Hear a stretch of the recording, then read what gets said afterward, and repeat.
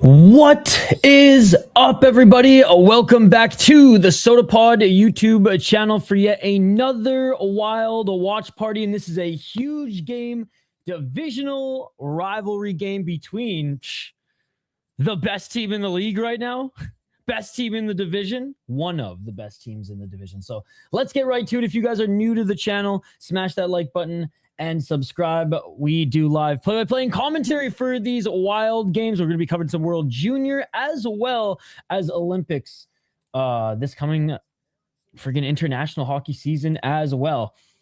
Good to see everybody in the live chat. Kenny, good to see you. 69, dude.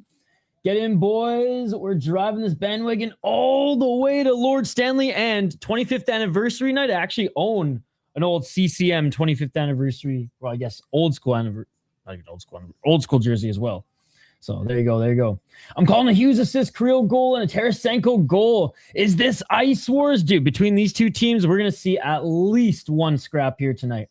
Let's make it 8 in a row. Just found out Blackwood is in net tonight. I bet Wally gets the start. Gus played the last two. Both dead on. Good to see you, Mike. So obviously the Central has the top three teams in the league. It also has the bottom three. Absolute chaos with no middle ground. You know what, though? You put the bottom three teams in the Central against the bottom three teams in the Pacific. It at the very least ends up probably being pretty even. I'm still putting my money on the Central. Anyways, let's get to this, ladies and gentlemen. 1840 on the clock, and a shot from the blue line by the Avs. So far, not too much action by either of these two teams, but things should pick up pretty damn quick as both these teams play at a crazy pace. Wild, obviously, back pretty damn healthy. Sent the whole crew back to Iowa, which, hey, anything to get Ben Jones some points again, eh, chat? Wild defense sent it up the right side. They get into the zone. Tarasenko, he's in. Oh, what a hit by Tarasenko, man. Dude, you can just see he's playing with so much confidence now as well. 18-12. What a beauty, by the way, given the awarding player of the game in the room to Lambos before he got sent back down. Lambos had a really good game. Limited minutes, too. Wild trying to hold this puck in there deep in the corner. Bodies falling everywhere, but Avs get away with it. Avs up the center, send it up the left side. They dump it around. No one there to retrieve, and here come the Wild. Hinestroza breakaway shot. And what a save. Looks like they go. It went up and out of play. Man, Hinestroza, he's so fast, man. He's so fast. What is Minnesota and Rado or an Avs or Colorado? Oh, Rado. No one. I've never seen someone call it Rado. Why do they hate each other and everything? Never got the beef, but T-Wolves in Denver got it as well. And UMD with College. I think they're like always in the same division, and Colorado's always better. Bogo back to yes. 1734. And here come the Avs. 1725. And they just play each other a lot too, right, Denial? Divisional rivals. 17:15 on the clock. Avs still keep this in. They send it around. The box score says Yurachek. I thought he was in tonight. Here, I'll take a look in a sec. 17:02. Still can't get it out. Is McDavid. So Hughes, Faber, Brodeen, Spurgeon, Yurachek, Middleton. Okay, he is out. Maybe I saw he was game time or something. Game time decision as I was scrolling. Or like someone was talking about like Bogosian matchup against one of the Avs players, and it's my sleep-deprived brain from covering mixed martial arts all last night was like, oh, he must be playing. 16:40 on the clock. We're going to face off. Colorado's the only Northwest Division rival who came over to the Central. We've been in the division with them since we started. Maybe you don't know what the fuck you're talking about. Excited to get Bogo back in the lineup as he's been playing really, really good this year. I know we were critical of him last year, but like, man, everyone, we could have been critical on everyone last year. It wasn't the best. It wasn't the best.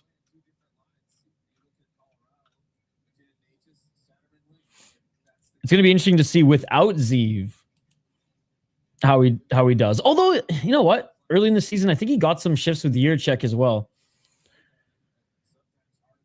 And he looked pretty good. At the very least, adds a little fear factor in that defensive zone, especially in the corner. And I'm not going to lie, in regards to Yurchek, I'm not impressed by your performance. Haven't really been impressed with his performance this year. Way more impressed with Hunt. But he's going to be out for a little while too. BS YouTube guy, what are you talking about? I was winning the face-off shot. That trickles left of Volstad, and the Wild send it back center, but can't keep possession. The Avs get it back in their zone. Avs now resetting. Avs gain the zone. Left of also, they send it back to the blue line. Avs trying to find someone at center to tip that one on net, but instead it goes up and out of play. 3 shots for the Wild, or sorry, 3 shots for the Avs, only 1 for the Wild. And I thought they'd go to the TV timeout right now, but they're gonna drag it on another minute or two.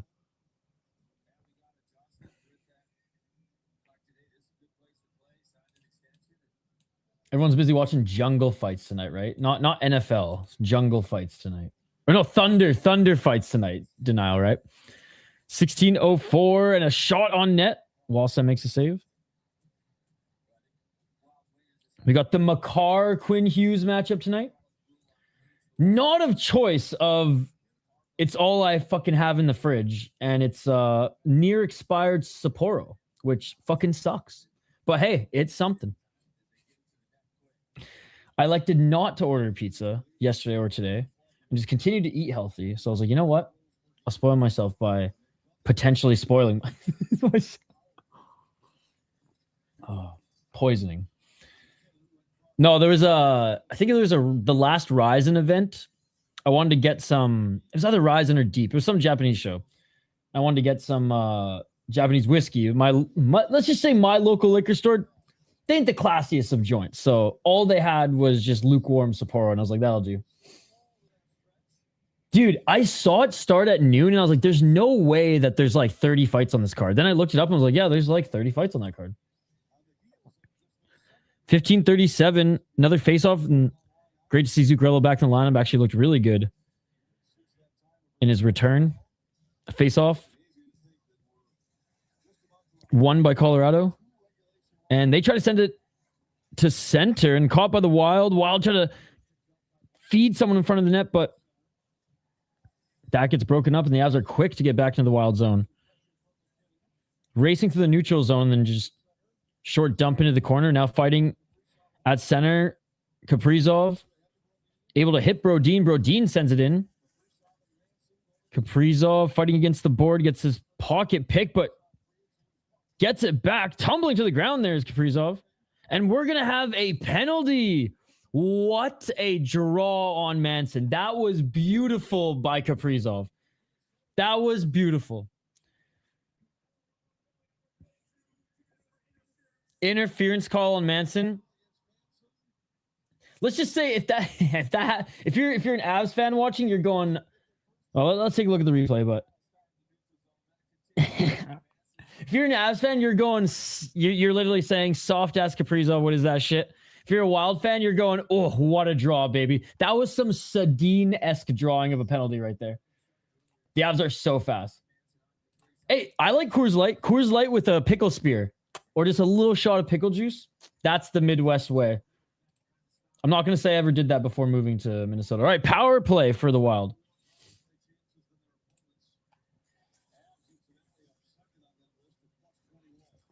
Because like pickled beers are whack, but just a little bit of pickle juice in like a Coors Light or a Kokanee or shit, something like this.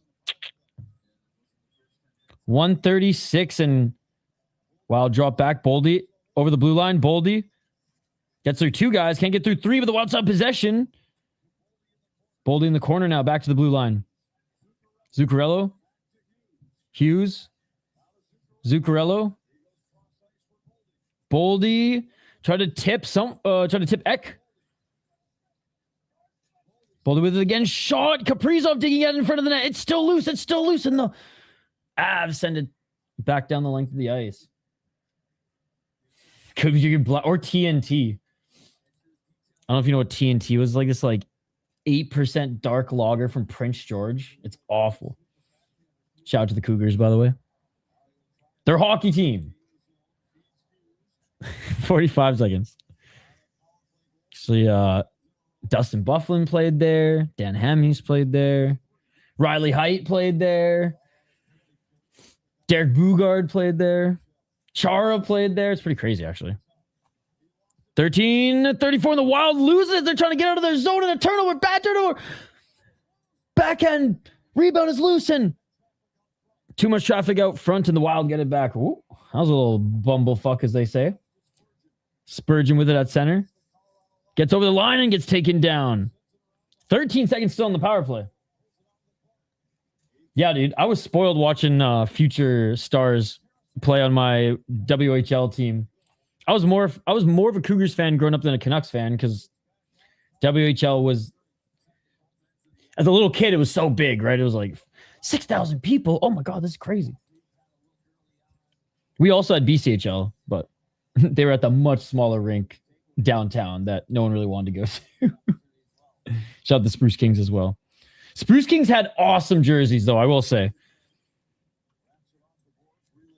Avs with it. Now they're lame, but the old ones are awesome. 12:30. Draw pass shot in the slot. That doesn't get through traffic. Goes up and wide. And the Wild are defending here. Behind their own net. 12-16.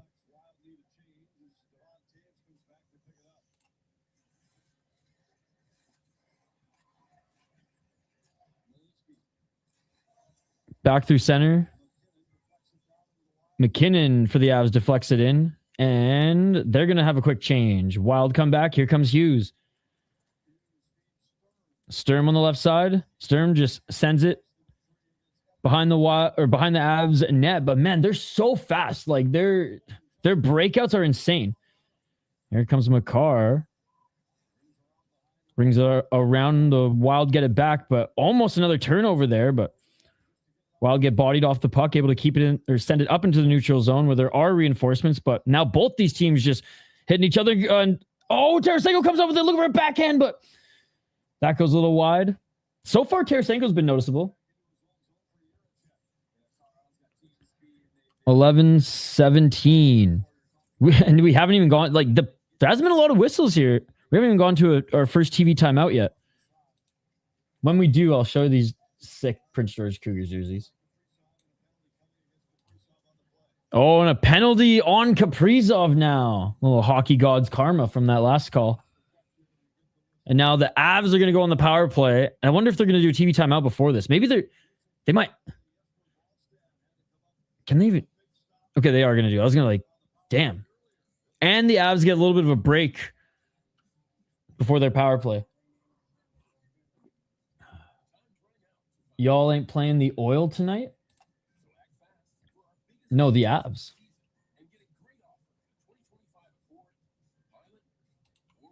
I mean, I think we're playing the Avs.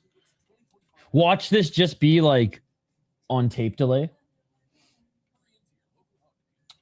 Killing Wheat Kings have some fire jerseys. They're Junior B. Okay, I hear Wheat Kings and I think Brandon. Hey, Merry Christmas. I worked for a Junior B team for a few years, actually. The Peninsula Panthers. Jamie and Jordy Ben played their junior hockey there. Most notably. I don't think there was any other NHL player that played there. And obviously, Jordy played for a couple extra years than Jamie. Jamie went right BCHL, but these are the 90s Spruce Kings jerseys. So badass. Again, literally 16, 17-year-olds. Man, junior hockey in Canada used to be unreal. Smells like the Avs. Thanks for being the Oilers yesterday. I hate those guys. No problem, no problem. Let's hope for a point out of this game. I goalie coach the week Kings for 2 years. Dude, that is so cool. I did commentary, so my job was super easy. I think I got paid like 20. It was like in college. I got paid $20 a show. I got free coffee and friggin' cheese dogs. And it had just won that like Kraft Hockeyville like $100,000 upgrade to the rink. And so it was dope as fuck. They had like a big ass screen, and yeah, it was great.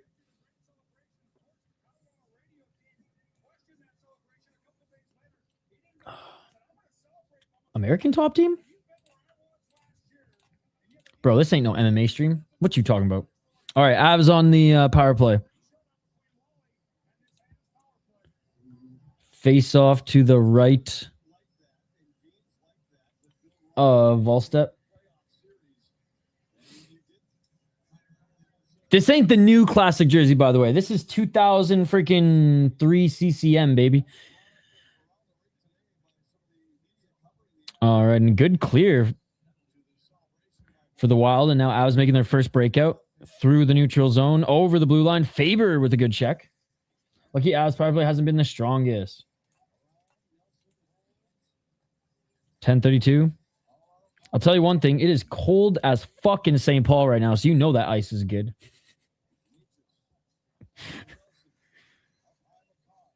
Shouldn't be any bouncing pucks tonight, I'll tell you that much. Oh, and a shot free on the left side and a great save by Volstad.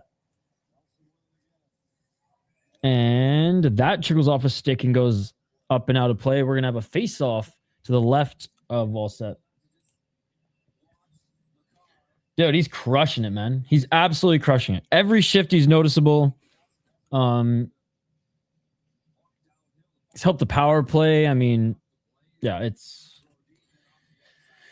one of the best players in the league. Joins a veteran team with an amazing defense partner in Brock Faber. He's been crushing it. It is fucking... It was... I think it's 10. Oh, fucking... It's like minus 14-ish. 14, 15. So... You still beat me a little bit, but... I need a space heater or something for this office. Oh, getting closer to McKinnon with a shot, but great job by the Wild for crowding all the lanes. And then separate out a pass to the right side. Not taken cleanly, but back to the blue line. Nelson on the left side, top of the circle. Landeskog left has a short shot, but great defense by the Wild. Great job. Each of them checking their man and getting in lanes. A nice pass there, and Volstad with a beautiful save. Beautiful save. Little backdoor pass on the open man by the Avs, and Volstad read that play perfectly. Beautiful tic-tac-toe passing. That third one, maybe a little too much there from the Avs, and they're unable to keep it clean, but one-timer top of the circle, and Volstad saves it. No whistle yet. Okay, there it is, as it was, I think, just under his pad. He knew he had it. He knew he had it. The Wall of St. Paul. I have no idea what you're talking about, dude. Y'all talk shit beating us in overtime shootout, then got beaten overtime. I have no idea what you're talking about, man. I thought you were talking about American Top Team, the MMA gym in Florida. But I hope you're having a good weekend, man. Cheers. What'd you get up to this weekend? This guy's like crashing out by himself in the chat here. I don't really know what's going on. And that is it for the power play. A lot of pressure and great passing. Yeah, I expected that for sure. Hopefully you guys don't overplay him too much. You'll wear down in the air. Guy's awesome. Well, they only had to overplay him for like 3 or 4 games because 4 of their defensemen. 4 out of their 6 defensemen were injured. So now that Middleton's back, now that Brodin's back, like, and Bogosian coming back soon, that's definitely gonna help. Oh, it hit the post and then went under his. Oh wow, it went right under his arm and hit the post. Wow. Hell yeah, 2003 CCM, baby. First Wild jersey I ever bought. Fuck Fanatics. But again, Jack, I'm from Vancouver originally. I just been living in Minnesota for a while and have been covering the Wild for a while as well, like fucking 6 years now.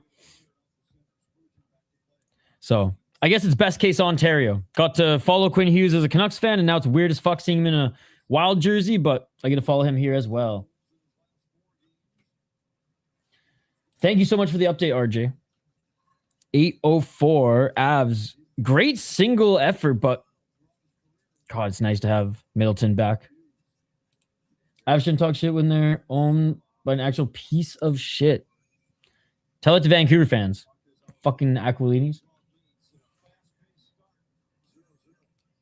Let's go Wild. What's up, Optics? I'll be here all night, win or lose. Hey, I appreciate that. What'd you get up to this weekend? Just watch a lot of sports, get any last minute Christmas shopping done. Fuck, I still have. Chat, put it this way. I didn't really celebrate Christmas when I was a kid. Like, my dad's Persian, my mom's a hippie. I don't know, like my grandparents spoiled us for Christmas. I kind of got like best of both worlds, right? Because like my dad celebrated like the Persian New Year as like the big holiday. So I had like 2 Christmases. It was pretty awesome. But like my family, unless the grandparents on my mom's side, the more pale side, would come and visit. Like, we didn't really do much for Christmas. So like I always like leading up to it was always like, oh, I get a break and World Juniors. But now that like I'm an adult and I'm like, you know, it's a bigger deal. I'm invited to like people's houses and stuff. I always forget. I'm like, damn it. Like week of the big dinner. I'm like, fuck, I totally forgot that I'm actually like doing shit again. Cause usually it's just World Juniors on my mind. So I got like 30% of shit off my list. I need to get a lot of stocking stuffers. Yeah, dude. Born in Campbell River, grew up in Prince George. Graduated high school in Nanaimo and went to college in Victoria. I'm as fucking BC as it gets. Oh, dude. He treats his blueberry farmers worse than his fans, and that's saying something. I'm going to Austin on Christmas Eve. Going to be 75, 80 degrees there. Oh, it's amazing. And my friend in Florida is like, oh, man, it was cold yesterday. Fucking 70 degrees. I'm like, dude, shut up.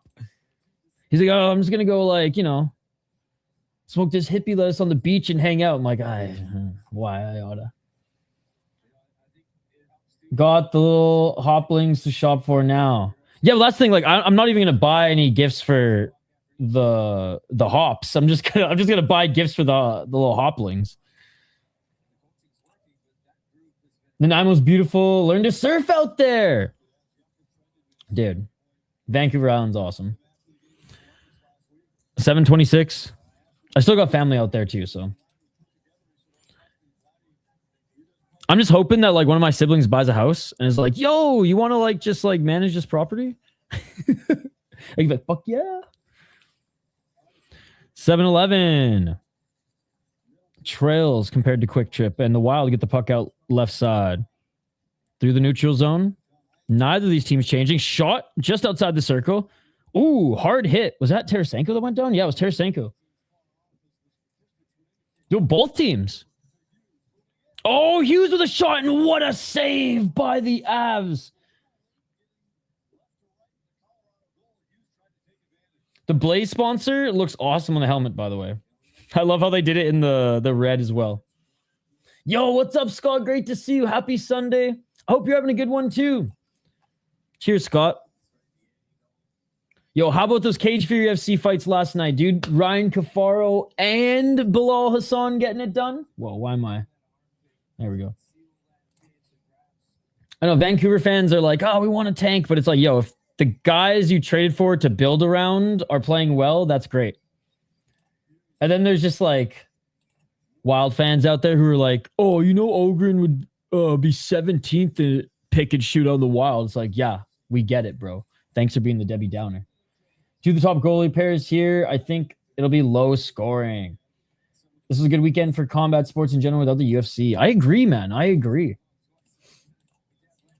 And I don't agree because friggin' Andrew Tate and Jake Paul fought. It was a huge weekend for American Muay Thai, which is slowly but surely growing. It was a great weekend for championship fights.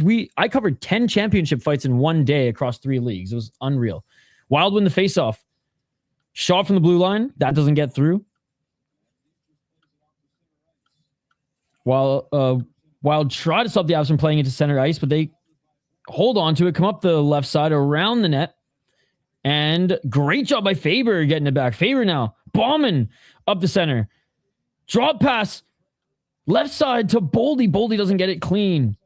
Cross ice, shot from outside the circle. That doesn't get through. Puck's in the corner. Boldy looking after it. Avs clear to center ice, but the Wild still have it. Hughes. Back to Boldy. Hughes hits Hardman down the middle. Hardman unable to finish. He was pressured. Hughes with it on the left side. Brodin hit him. Hughes, beautiful. Stop and turn. Backhand. Just trying to leave it for anybody who could tip it in, but nobody there. Battling for it in the corner on the left side. Puck trickles out. No one really with possession just yet. Finally, the Avs get it back. Avs up the right side. And offside AF. Almost as AF as Rusty. Quinn Hughes is insane. I love how everyone's like, when he was with the Canucks, everyone, oh, Isha, you're just fucking glazing him because he's from Vancouver, blah, blah, blah, blah, blah. Now he's with the Wild. Oh my God, he's the best player ever. I told you, motherfuckers. I told you. Hughes didn't fit our timeline. He fits Minnesota better. I'm loving our new guys. They fit better. Hopefully we get McKenna, though. Well, Jack, it's Vancouver. They're never going to get the top pick. And if they have a chance to get a guy like McKenna, they're usually going to pass on him for an Olli Juolevi. Shout out to Jim Benning for drafting Juolevi over Matthew Tkachuk. So I don't have high hopes in the hockey gods giving Vancouver a good pick, even if they bought him out. We were in on the Matthews sweepstake. We were in on the McDavid sweepstake. Never works out. But what I will say is Coots is going to be awesome. They got a couple good picks this year. It's a deep draft, and Ogren has a high floor. So at worst, a 2-way third liner with some dog in him who's just hard to play against. Marco Rossi is a second line center. And Zeev Buium, who, okay, no one's going to be Quinn Hughes, but a top puck moving defenseman who has openly said, I really am working on developing my 2-way game at this level too, so I can be a complete player. So I'm pretty stoked as a Canucks fan. I'm not going to lie. And I'm lucky I got to see these guys develop with the Wild. So I kind of know what we're getting. Which is crazy. No, Van wants Ivar Stenberg. See the Olli Juolevi of the draft? Better start tanking then. Tell Demko to spread the legs. I think they're trying to move him, to be honest. Vancouver's playing too good for the number 1 pick now. Maybe McKenna drops from number 1. He had scored himself for Canada the other night. All right, we're back. Remember when we traded for 2nd overall and drafted the Twins? Pepperidge Farms, remember? I do. I remember that. Those were the glory days. Brian Burke, the biggest balls in the NHL. No, he's Z's son. Oh, okay. Well, that's good. Hopefully, Olli Juolevi wasn't Z's son back in the day. 5 minutes. Kaprizov tearing through center ice, but gets his pocket picked, and he had some reinforcements. Gets it back. Beautiful backhand pass. Kaprizov, man, the Avs are on him here tonight, but Kaprizov throwing a big hit, finishing his check. You like to see that. Good to see you, 5-and. 4:47.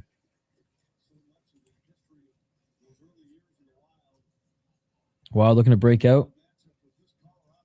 Dude, Colorado, man, they are on them. Even just out of their own zone, Wild forced to dump this in.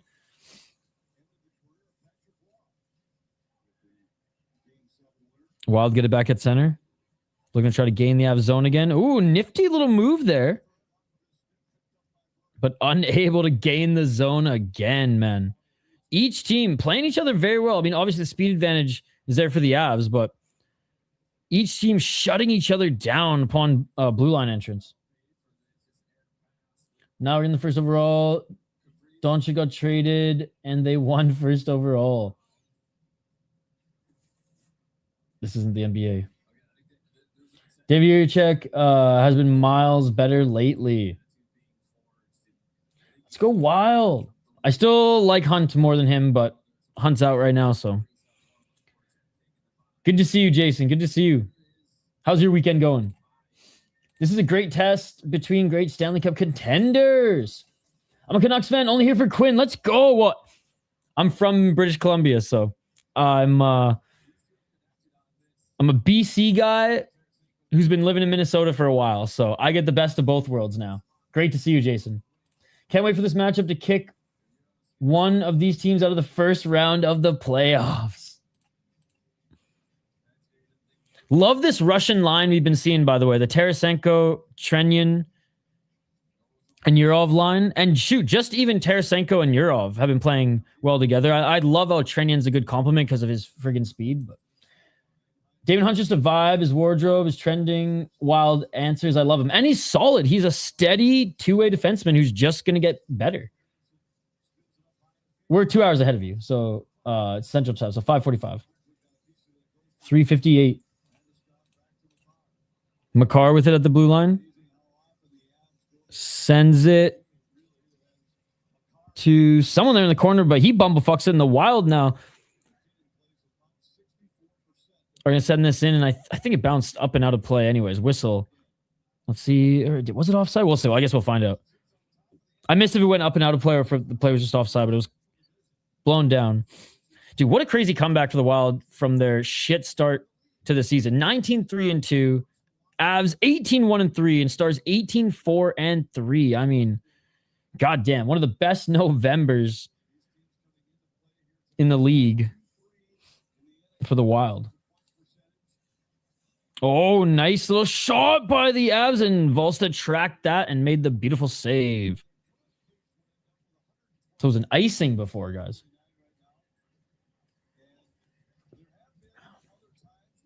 Slick suit for Hines here tonight. What is that, like dark green on black? That's some wild ass shit right there. Not weird. 3:38.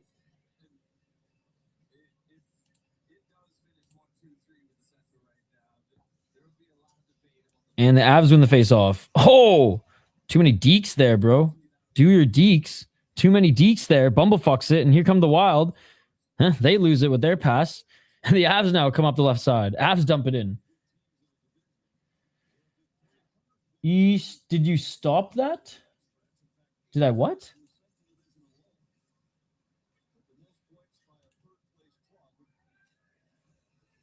What did I stop? 3:06.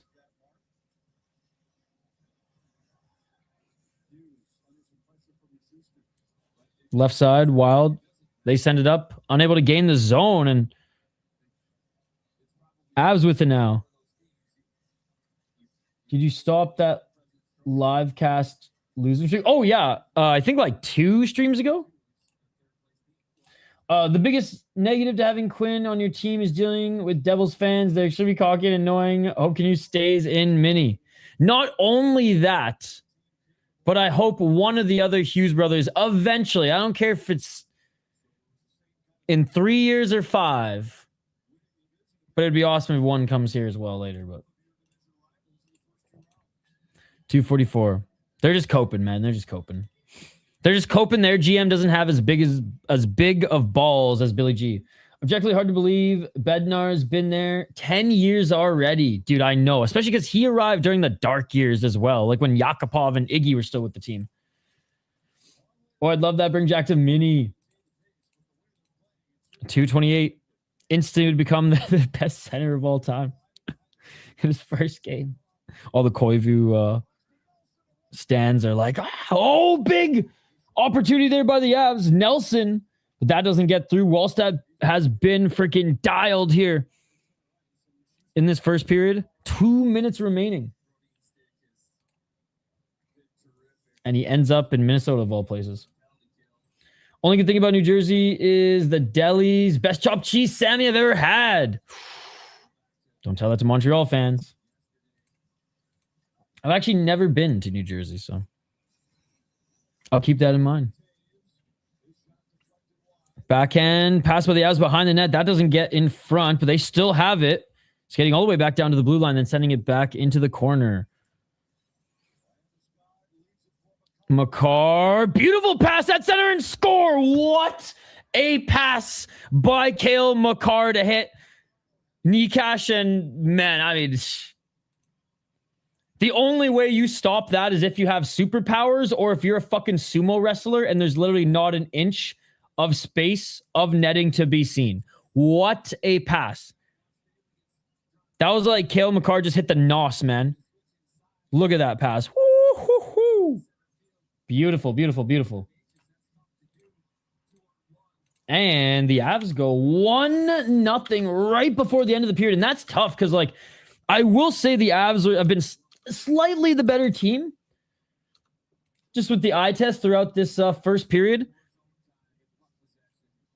And that kind of solidifies it. Unless something goes extremely wrong, I don't see Quinn Hughes leaving in 8 years. Way better than 6 years. I don't think it's going to be, I think it's either going to be 6 or 3. Or sorry, 8 or 3. Like, I don't think it's going to be anything in between. Check it posted in your Twitter and ref didn't eject him, said fans deserved it. Dude, I'm glad that there's fucking football fans listening to me and actually making the NFL entertaining. Because, like, what a snooze fest of a sports league for the last, like, 15 years. Final minute. Oh, that's what I'm talking about.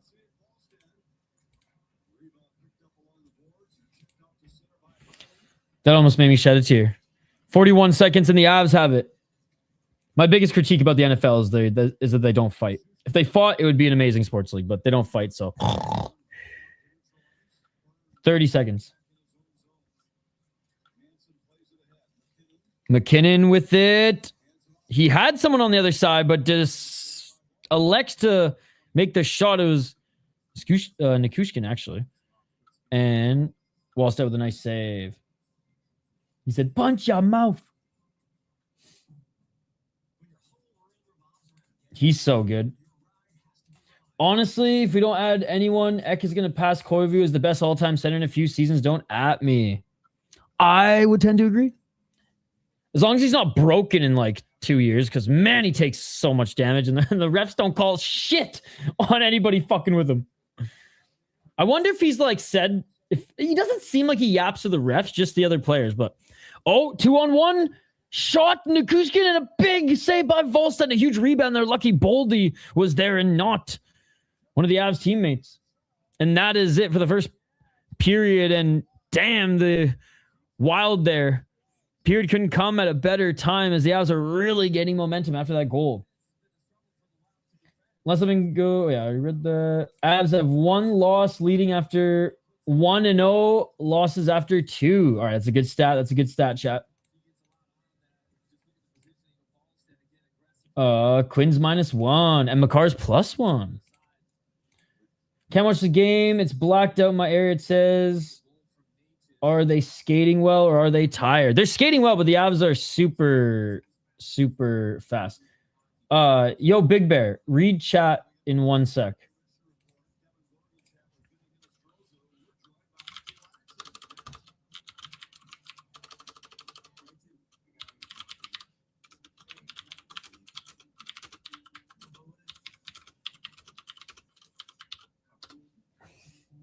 Okay, read chat now.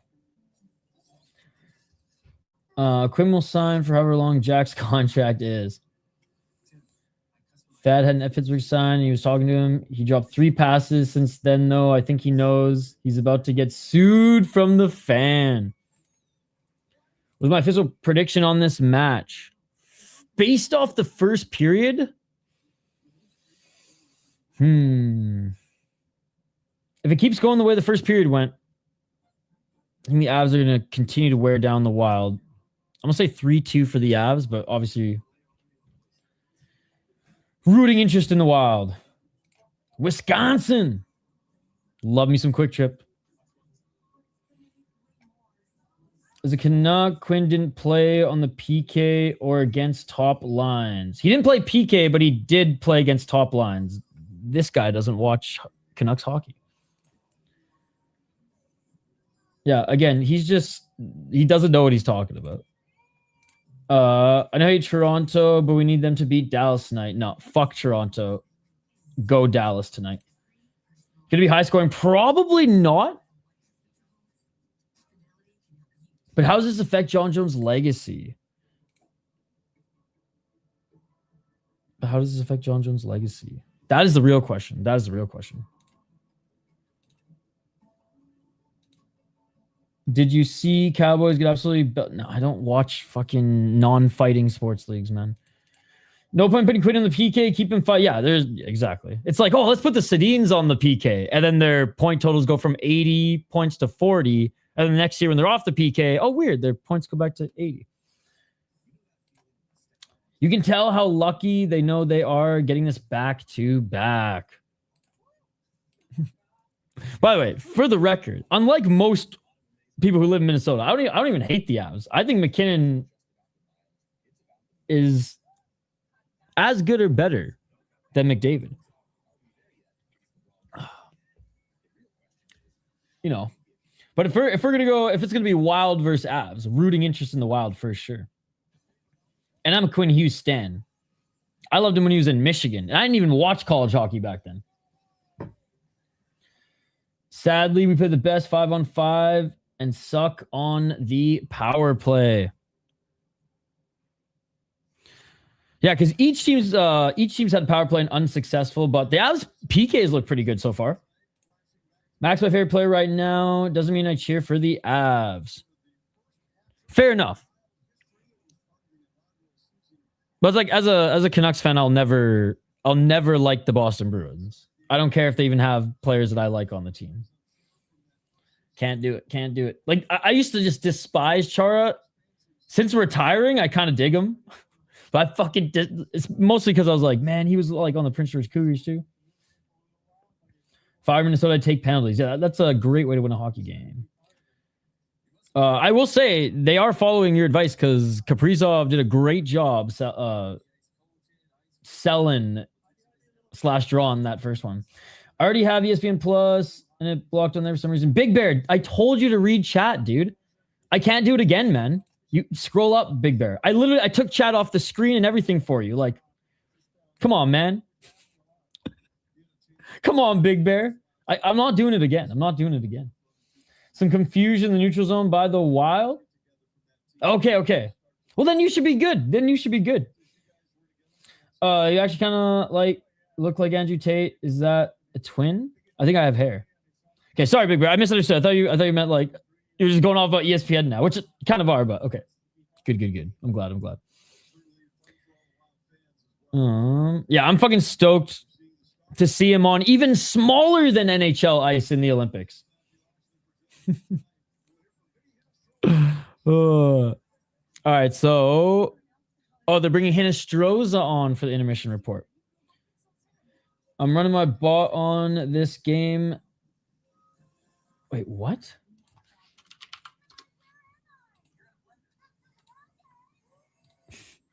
I want to know what that means. All right, what are your guys' predictions for the second period? Who do you think scores the next one? Do you think you have to start running away with this? Do you think it continues to stay tight? Isha bald is next stage of life. Oh, yeah. See, what I'm going to do, though, because I've always had long hair, I think I'm just going to shave that and just grow the fucking beard Ido Skatesman style ×2. Are they calling him up again? I think he's just the first forward call-up guy. Didn't he just arrive down there like yesterday? You can call me Dagestani. Who'd you take? Canada or USA for Olympics? Also, Canada would be stupid not to take Bedard. Well, I mean, it's kind of between Celebrini and Bedard, and not really. If it comes down to one or the other, I don't think you're stupid taking one or the other. I would say US has the slight edge with the goaltending, but like Canada's always the favorite. I'm picking Latvia this year because they're the only team that can fucking beat Canada in international play, apparently. Boldy gets back even. No more scoring until the third. Nathan McKinnon goal. Nah, bro, he's good. Got a head of hair. He's good.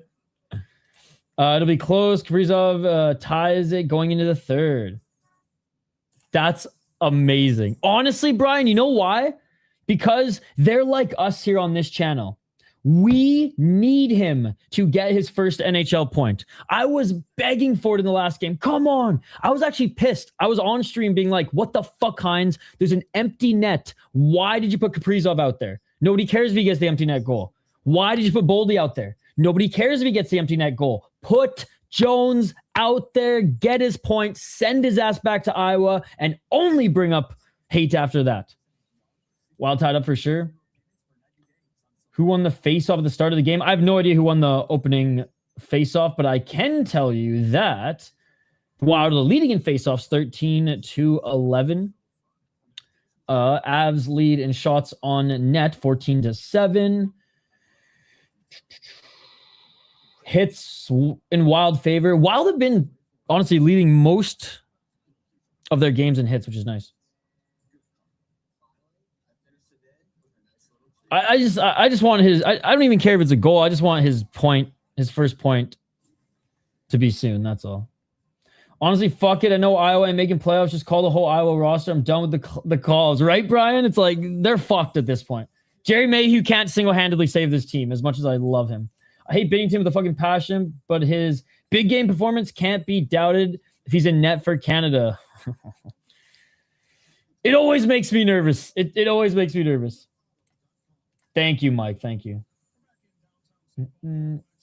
Yes, but like Hamzat says, girls love terrorists, bruh.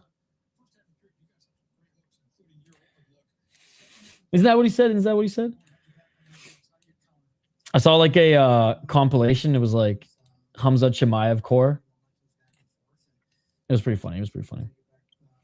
All right, we're going to take a quick break, ladies and gentlemen. Keep the comments coming. In my opinion, Canada is super overlooking Wedgwood. Well, the thing is, like, did they even announce who the goalies were yet for the Olympics? I don't think they have. It's going to be interesting. We're taking a quick break. Wall has been so peppered on this period. I hope Minnie helps him out throughout the next 40. Me too. He's looking dialed in that goal against him. Like I said, he'd have to be superhuman not to save or to save that one. And he may be a wall, but he ain't superhuman. All right. Quick break here, guys. And on the other side, we'll be back for more Minnesota Wild and Avs coverage. In the interim, in this quick break, I'm going to leave you guys with a short clip, the opening segment of the last Fellowship of the Rink episode. On the last stream, I played some of the Duhaime interview when we played the Capitals earlier this week, but Joe Smith and Hoppy talk everything post Quinn Hughes trade and the success of the Wild have been having since that trade, as well as a little clip of Quinn Hughes talking after his first game. I know a lot of you have probably seen that clip circling around social media, but if you have been living under a rock, here it is for you. And yeah, quick like 2-3 minute clip here, and then we'll be back for second period coverage. Smash that like button, subscribe, and we'll see you in a few moments. How open-minded, Quinn, will you be just to seeing if you could see yourself here beyond your current contract? I mean, extremely open-minded. They got an amazing core. Just obviously we've only been here 4 hours, but getting to know some of the guys and how energetic and positive guys are. And then Minnesota being so close to Michigan and just the state of hockey and the passion here. Just seeing how the fans reacted to me as well in warm-ups. And then obviously I got a lot of time for Billy for, quote unquote, sacking up and making the deal like he did, and just, how he valued me. And, there are other teams that probably could have thrown in, certain packages like that too. But at the end of the day, they didn't want to do that, or they didn't want to trade 2 or 3 assets from their team like Billy did. And so I'll remember that. And that means a lot to me that Billy did that. You all just heard it there. Quinn Hughes, the man that everyone knew was coming to Minnesota. Sounds pretty open to sticking around, Joe. We're going to unpack that a little bit, but I got to just open by asking you real quick. You wake up Friday morning. You're looking forward to your weekend. You got back-to-back home games for the Wild. What were your plans Friday night? What did you think your night was going to be like?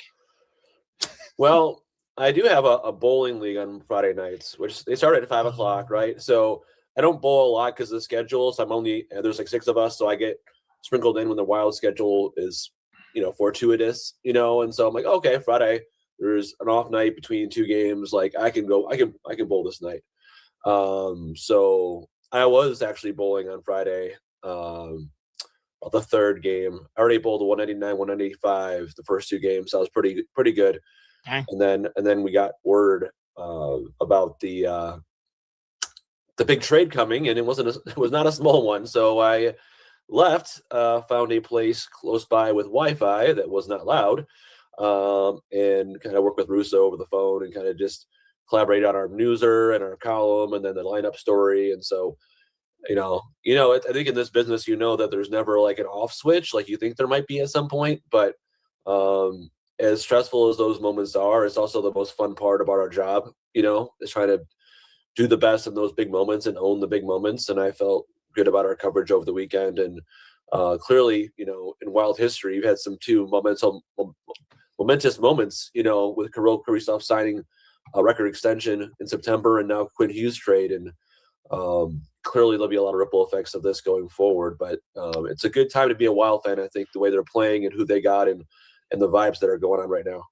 Yeah, and gotta give you tip of the hat, Joe, because you've been extracting all of the great quotes of late. Like, obviously, the Wallstedt one went viral. Everyone grabbed onto that. Not enough people gave you credit, but whatever, screw them.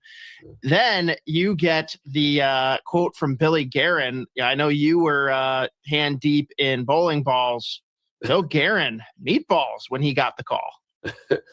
Yeah, like, I think, my story wanted to be like inside the trade or how it happened, the talks, like where to the, all the things that are kind of the art of the deal, right? And everything's different. And so I tried to ask him some specific questions in the press conference, like, when did you call? When was the first call? He's at the airport in New York to call the Jim Rutherford, and like who made you make the call and who sparked that. But I asked, when did you find out that the deal was pretty much done? And he was like, I was in the kitchen making meatballs for our Christmas Eve dinner, which if you don't make that many meatballs, you don't know, you make them and you freeze them and you have them ready for a big group and like that. So he had a latex gloves on, and then a phone call from Jim Rutherford, and Rutherford's like, hey, I think we have a deal. And so he was making all the meatballs and had a fist bump, and there you go. But yeah, it's interesting. Like, I asked all the players too, where you were when you found out, and Kirill was in the car. He had met up with Marat Kustendinov earlier, and Foligno called him, said, hey, do you see this? And Faber was making dinner at his apartment, and Ferrucci was playing with his kids, and like this whole franchise changing trade happens, and it kind of interrupts life a little bit. But yeah, it was a fun weekend. A lot of cool stories, anecdotes, including the one about Quinn Hughes' equipment being left in Jersey, which would have been unfortunate for his debut yesterday, but they got it. Yeah, no kidding. That is a very weird circumstance, especially when you've got a GM who played in the league as long as Billy did. Like, you're not doing a quick diligence check of oh, hey, we have your equipment, right? Well, yeah, I think people obviously Zamboni's on 7th, restaurant and bar right across the street from Grand Casino Arena in downtown St. Paul. You'll find a joke at 8 p.m. on Wednesdays. Enjoy happy hour food and drink specials when you stop in for the shows. Or if you've got something to say and enjoy stepping into the spotlight, go to zambonison7th.com and sign up to join the show.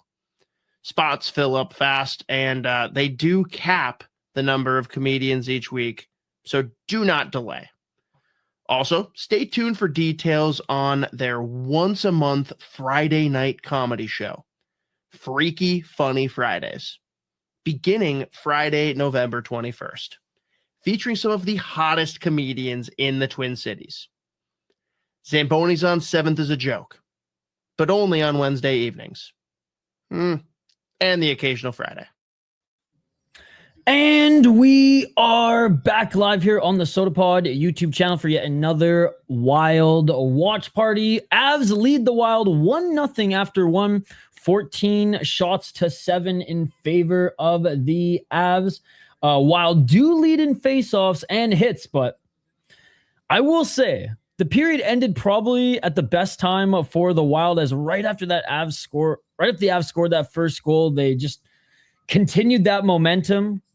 Pressure, out skating, bullying them a little bit in the corner as well. So hopefully the Wild can regroup after this one. And the biggest edge that the Avs have against them right now is speed. I mean, there have been a lot of great sequences and a lot of great stretches in that first period where there was like hardly any whistles. I noted that like the first TV timeout didn't come until around 10, like halfway through the period, which usually it's around 5 to 6 minutes until they take their first one. And that's just because there weren't a lot of whistles. There weren't a lot of opportunities, a lot of back and forth play, a lot of good defense at the blue line.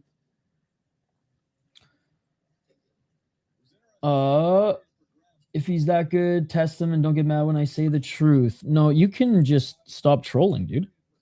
No one's getting mad here. You're just being dumb and you're trolling. So you're going to sit in the corner like a troll.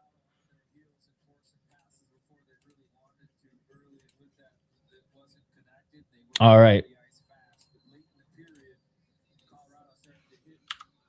Like you're trying to troll a Wild fan here and you're not. You know what I mean? Or you're trying to pick a battle with a Wild fan here and you're not. You're just looking stupid, buddy. You're just looking stupid. Get him out of here. Go Wild. Let's get back in this game. I'm so angry. Yes, let's put offensive defensemen on on the penalty kill. 1949. Second period has begun. Thank you, everybody, joining us. By the way, smash that like button if you haven't already. This is a bonus, by the way. I usually cover combat sports on the City Life Project channel on Sunday. Skipping an 11-hour Brazilian MMA show for this. Just saying. The reason why we ain't streaming friggin' MMA on that channel is because I did not want to watch an 11-hour low-level Brazilian show. Would way rather watch this game. A great Central Division matchup. 1912, and here comes Minnesota. 2-on-2 shot at the circle and a great save by the Avs. Mackenzie Blackwood, he's been on it tonight as well. So the Wild pull this one out of the hat. I'm just trying to take credit for that anyways. God, he's had to get through the ads. No problem, Big Bear. 1852. Great job by the Avs.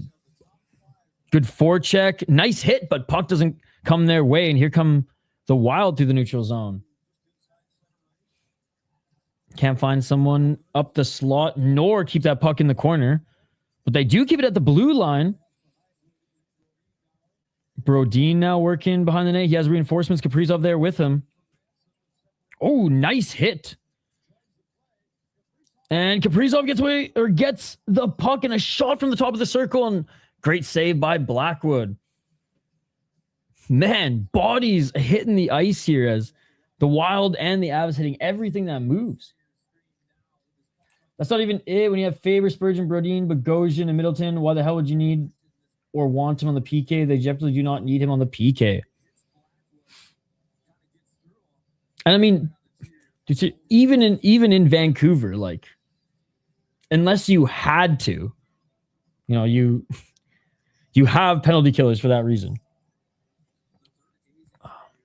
So that your top defensemen in the league don't have to block shots. Unless it's 5-on-5. And it's playoffs.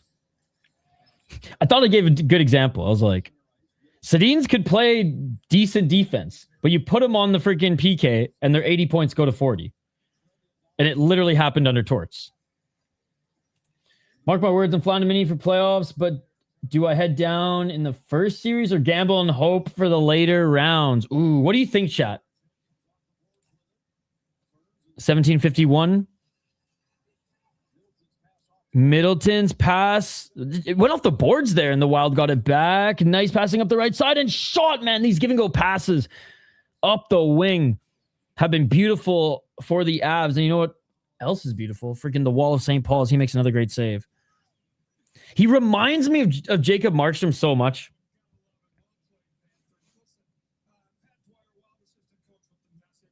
No neck guard, too. Just old school as fuck, man. I put Faber on the PK, though. Faber's just a minute eater and is built like a damn tank. Agreed. Zeev compared, not necessarily like the player, but his stamina, what do you say, to Hronek in Vancouver. Zeev on Spin Chicklets was like, they're both just horses. Like, they just eat minutes and play. Like, get me out there, I'll do anything.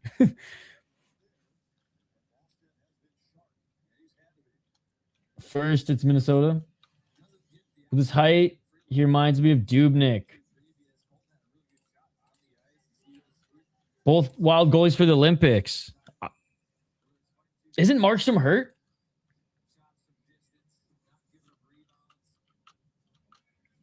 Olberg, Markstrom, Gustafsson, and Volstat. You bring 4 just in case. Well, I think they bring 4 anyways, right?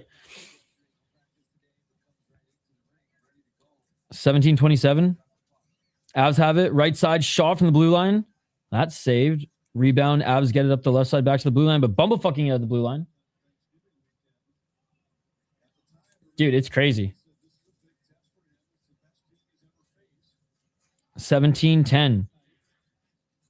Imagine if there was just some random Latvian prospect or like name some other French guy in like Iowa.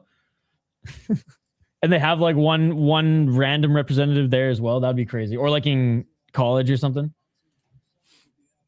1650 and the Wild are going to bring this in offside. Foligno, by the way. Look, settling back in nicely. The first game was, he was a little off. Last game looked good. And so far, again, speed factor. Seems like every line out there for the Wild's getting beat right now, but the Folignos look pretty good thus far. Good to see you, by the way, man. Good to see you. 4 minutes into this second period, and a big hit by the Wild. They still have the puck. Eck tried to backhand this in front of the net, but unable to get that rebound. Boldy gets it back. Boldy sends it back to the blue line, and Faber to Hughes. Hughes back to Faber. Faber shot right through, but unable to get between the posts. Eck passed behind the net. Boldy tried to get it in front, but Avs take it from Boldy. And they're at center. Another huge hit from the Wild. Again, they are laying down the body. Eck absolutely pancaking. I don't even know who that was. One of the Avs players between pancaking, now making verbs. Between the freaking glass and Eck, just smashed him. If Buddy wasn't a murderer, I'd have that meme. Smash, smash, smash. But now it's no longer funny. Emotional damage. 1608. Hartman taking the draw.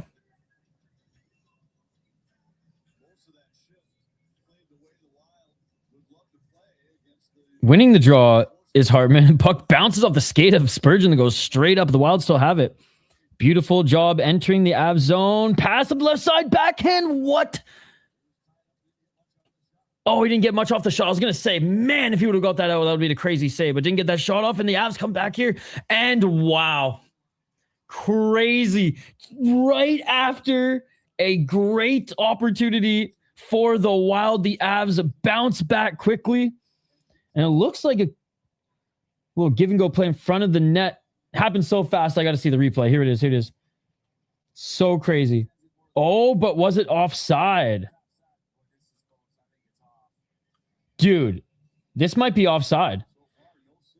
All right, so I don't know if Wallstedt got a piece of that on his glove. I think he did, and that caused it to bounce basically back to the right side, open net, only Avs player there.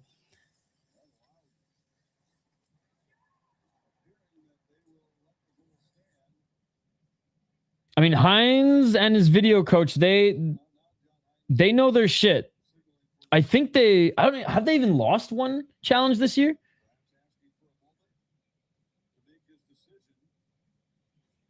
So, like, if they don't challenge it, then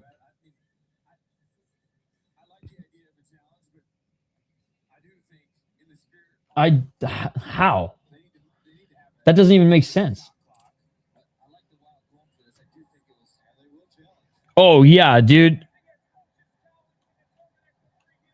I mean, with that still image right there, that looks offside as fuck.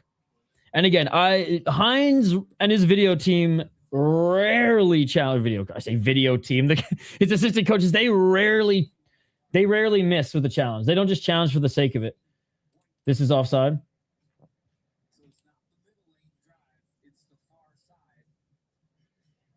Yeah, what the hell's a gimmick team?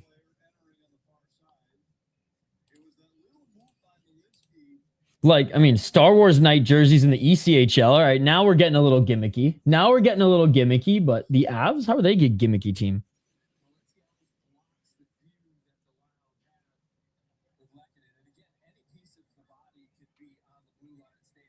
A gimmick team? That's the first in the league.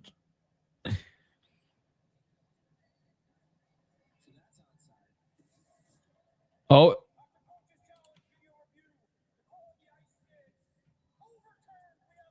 Oh my God, dude. I hate when refs do that shit. Cole on the ice stands. No goal. Like, I hate when refs do that. Overturned, no goal. Now that's a gimmick right there. Hines to the rescue and no goal.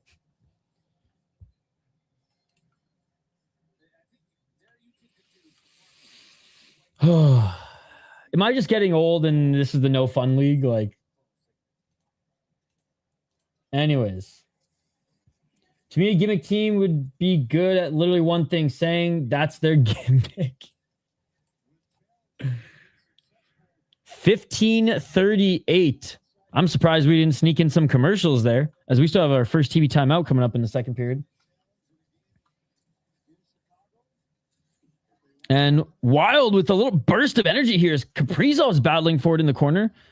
Back to the blue line. Spurgeon. Ooh, short little pass to Zuccarello, but that gets broken up. And Zuccarello's been taking a lot of damage this game so far. Strangely, a big team.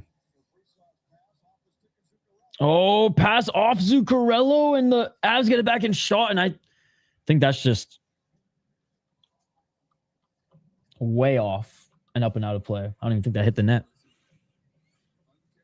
All right, 15 on the dot, chat. 15 on the dot. And again, big shout out to everybody hanging out with us here tonight. Smash that like button, subscribe. These are the big games. We need our $136 million player to perform. I'll say he's been having a good game. Just he needs a score, right? Obviously, but he's been throwing the body around. I don't think he's been doing too much out there. He's been getting in the dirty areas. It's not like he's just hovering and waiting for the opportunities to come to him, but fucking tough team to play. Tough team to play against. But the more, as this game goes on, fucking Brent Burns, what a beauty.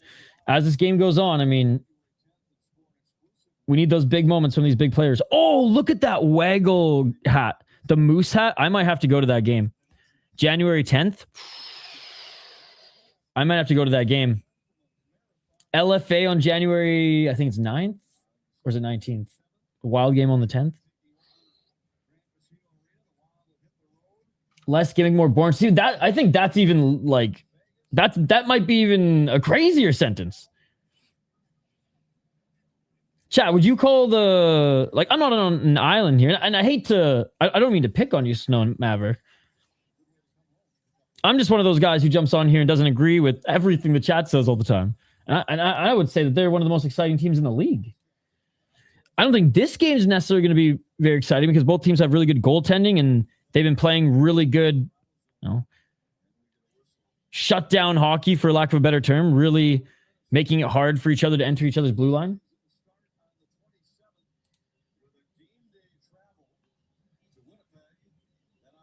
Oh my God, look at this road trip they're just showing. Insane.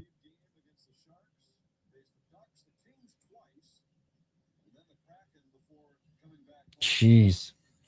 Schedule's brutal, man. I will say this, though. Canucks fan, they have the worst schedule, so you can't even complain too much with the Wild, but it's been tough for them as well. Canucks literally just have to travel the most. Boring would be neutral zone trap and dump and chase. Devils.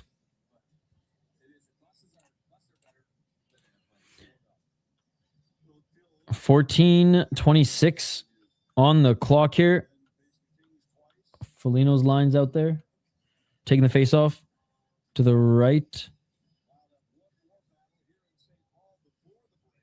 I think the Ducks are fun to watch. All offense, no defense. Their defense is getting a little bit better, but yes, they're fun. They are fun. They're go, go, go, go, go. Oh, big hit by the Avs in the corner. Tarasenko up the right side. Wild still have it. Battling for it now in the corner. More hits. Makar tried to send it to the line, but the Wild hold it. They send it back in. Avs get it back. Right over the blue line. This deflects up and into the Avs bench. We're going to get a face-off. And TV timeout here. TV timeout here. Dude, fun game. Just despite the lack of goals, still a really fun game. Super high-level hockey. We just need to see some of this Wild offense break through. Again, if Boldy and Kaprizov aren't going, man, it's tough, and this team doesn't win a lot of games. So let's see. Let's get a poll question going too. Now, maybe I'll just make it that. Who scores first for the Wild? There we go. There we go. Maybe it's our Lord and Savior, Marcus Johansson. Come on, guys. Smash that like button. Let's try to get to there's 40 of you watching. Let's get to at least 30 likes on the stream. I'm going to enemy territory, Colorado on the 30th of December. I was supposed to go to Colorado. I was supposed to go to Denver in August, actually, for a fight show, but then it got canceled. Hope the Wild pull it off, or I'm relying on my wings. Man. Are you talking about the Detroit Red Wings, or are you talking about Buffalo Wings? Because if you're talking about Buffalo Wings, that's all I'm missing right now. Hockey, a beer. I could go for some Buffalo Wings. Toronto. The Maple Leafs. Not hated, hate. The Res Wings, bro. If I learned anything from living in Prince George, you do not want to play lacrosse against the Res Wings. They will fuck you up.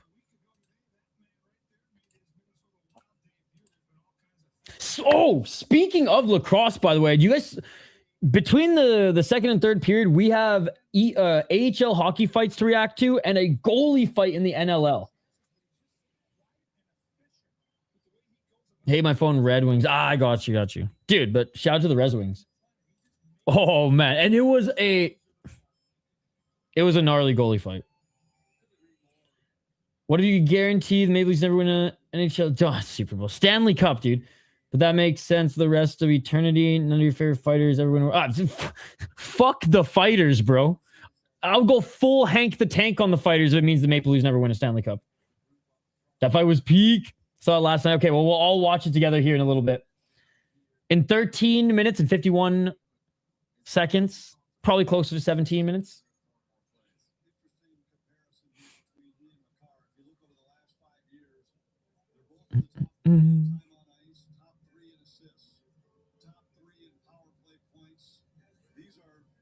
All right. Face off at center.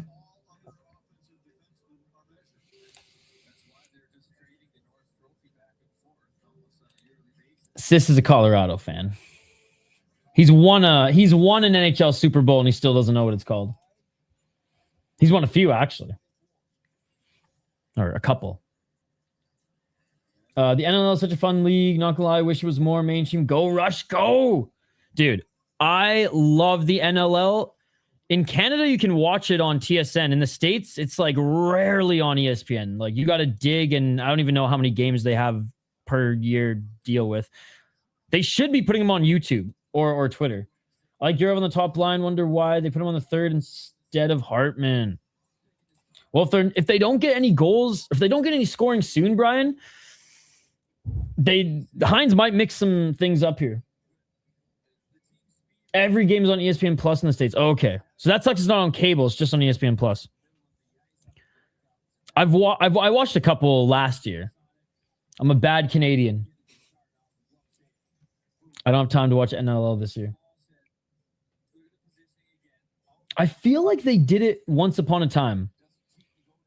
But that was probably like 4 or 5 years ago. Maybe I should start doing some NLL streams on my City Life channel. That would be dope. Or maybe on this channel. Do you guys want to see some lacrosse streams too? 12:55.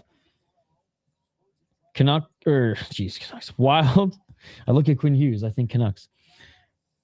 Wild unable to hold the line. And here comes Colorado trying to spring their man to the right of Volstat. But that goes well and wide. And the Wild are going to get that back to the neutral zone. Here come the Avs again. Left side. Nice job by the Wild. Picking their pocket. Cross ice pass. A little dangerous. Zuccarello up the left side. Beautiful, beautiful pass. Johansson up the left wall. Jiricek.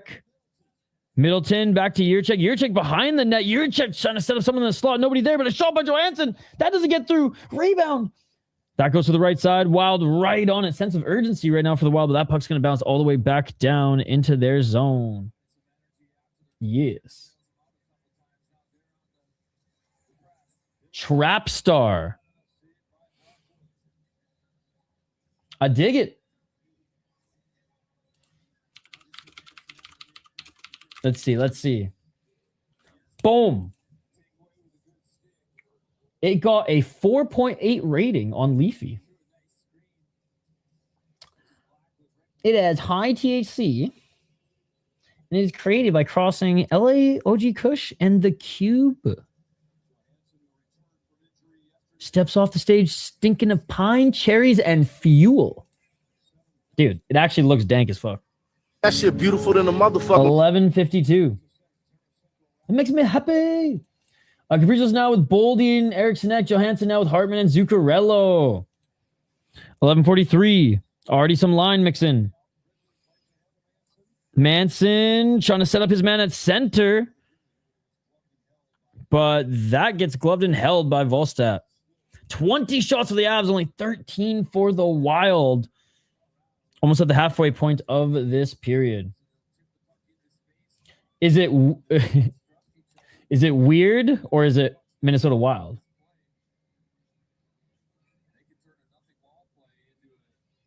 Yo, shout to Leafy.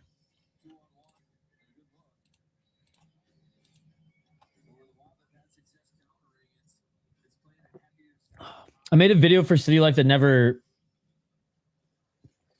got past final production. We'll just say that for a certain day in April. And I leaned on that site a little bit for some info. Could you make a dad joke? You're not a dad? Fuck, I'm old enough to be a dad now. The Wild need to win this, bro. My buddy will never stop talking about it. Your buddy, the Avs fan, I'm guessing? I did the same. It's okay. 11-10 and Faber at the blue line shot and a diving Avs player, and this puck goes up and over the glass, and Faber looking to the heavens on this one. It's crazy because I doubt he even wears contacts. Like, I just think he's blind as a bat out there and just playing on instinct, honestly. Like, imagine, like, in contract negotiations, Billy's probably like, we'll give you an extra $2 million if you wear glasses, and he just says, nah, that's not how I play, Billy. But I'll take the $8 million anyways. Yep, he's an Avs fan. Ebo and flowering smoke, distillates or live resin. BC hippie over here. I'll never change.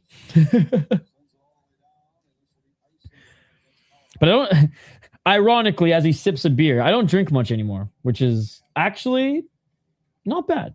Special occasions and when I do, it's usually not expired fucking Sapporo. It's usually something good, like if you guys are in the Minnesota area and visit Back Channel Brewing this holiday season, there's still some bottles left. The Soviet Savior. That is right. Our collaboration beer, the Sodapod's collaboration beer with Back Channel Brewing. It is an amazing 10% Imperial Stout aged with white Russian coffee. It's, if I do say so myself, fucking amazing. They have the Soviet Slayer every year that comes out as a tip of the cap to Herb Brooks for slaying the Soviets in the Olympics. But this one's the Soviet Savior, an ode to Kirill Kaprizov. It is unreal. There's still bottles available at the tap room. Go check out Back Channel Brewing in Spring Park. There's also a video on the channel of us tasting the beer and one of the owners of the brewery. The man, the myth, the legend, Nick Letty, Josh Letty, owner, one of the owners of Back Channel, and I'll share it with you guys here. All right, Wild race back into their zone as the Avs dump this one in. Avs with on the right side shot, and Volstad directs that to the left side. Avs still have it top of the circle. I don't know if that was a pass through the crease or an intentional shot, but anyways, that went through. Back to the blue line shot. Blocker saved by Volstad, and that goes into the corner.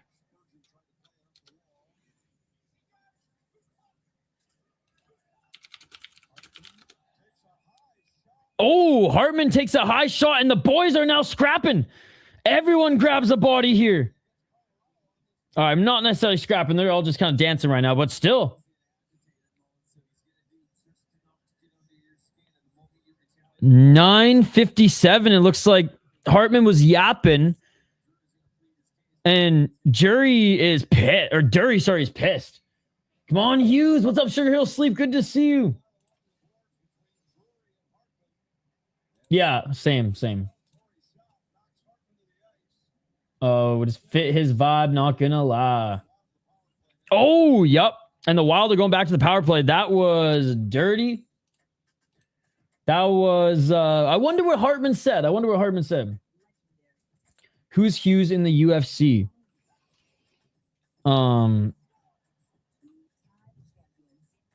Like Demetrius Johnson?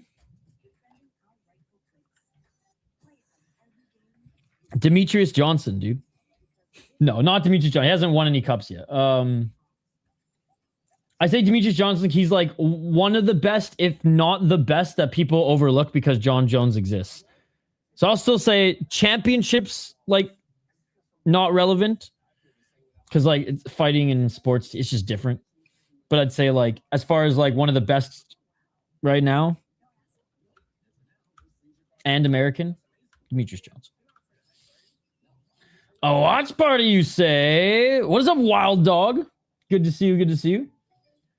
Patty Pimblett? All right, I should put him in timeout for saying that. I'm not actually Sugar Hill, but nah. I need to get into the UFC. Do you fight on the regional scene? Power play, let's go. Yo, what's up, Denial?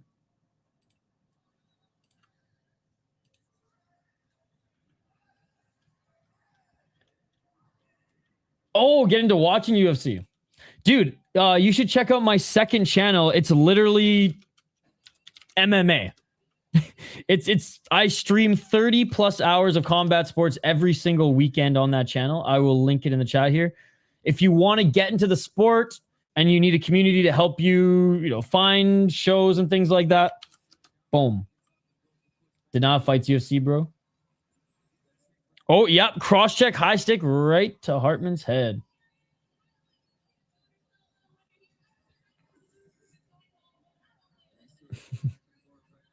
I got a few at this point. Thanks, Nick from Glory. Big sigh. Yo, Denial. Check out the community post, by the way. Same with Sis on City Life. Yeah, that one. That's the one. Yeah. Sup, Nick? Sup, Nick? I love that they show Split Rock for the Wild State hype video. The smile on Hartman's face as he eats that stick because he knows he probably deserved it and he helped out the boys. He draws penalties by yapping. Kaprizov draws penalties by just like falling down a little easier than I probably should. All right, here we go. Another Wild power play. It's the Brainworms. Second power play for the Wild. Unsuccessful their first go around. Hughes sends it to the left side.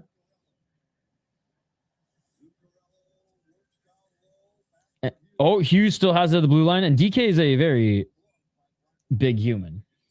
He could probably beat John Jones at the White House, let's be honest. 9:40, and we're going to get a whistle as Wild made a great save. And apparently Hartman, oh, look, they're showing during the commercial break, he was still yapping.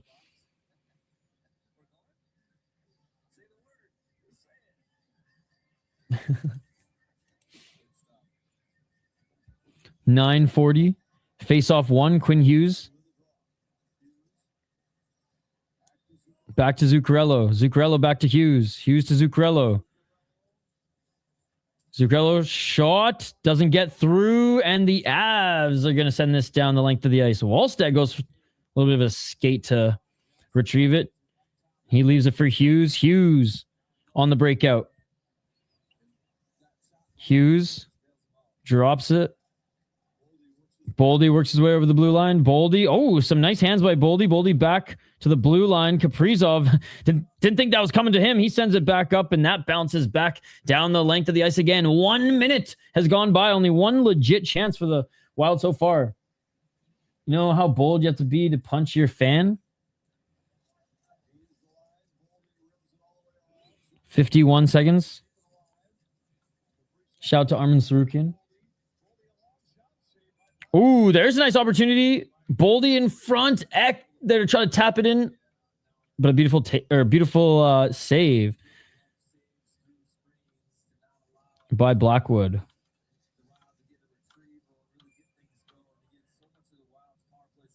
Now, Boldy's look damn good, too. Oh, man, what a shot, too. Ooh. Unfortunately, didn't get through that top corner.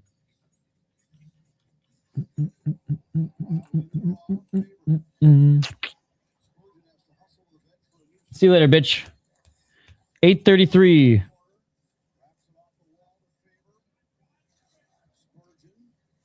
Faber to Spurgeon. Up the left side. Tarasenko leaves it to Hartman. Hartman shot. That bounces off Burns and having to go back down the length of the ice. 15 seconds remaining. God, I fucking hate Avs fans.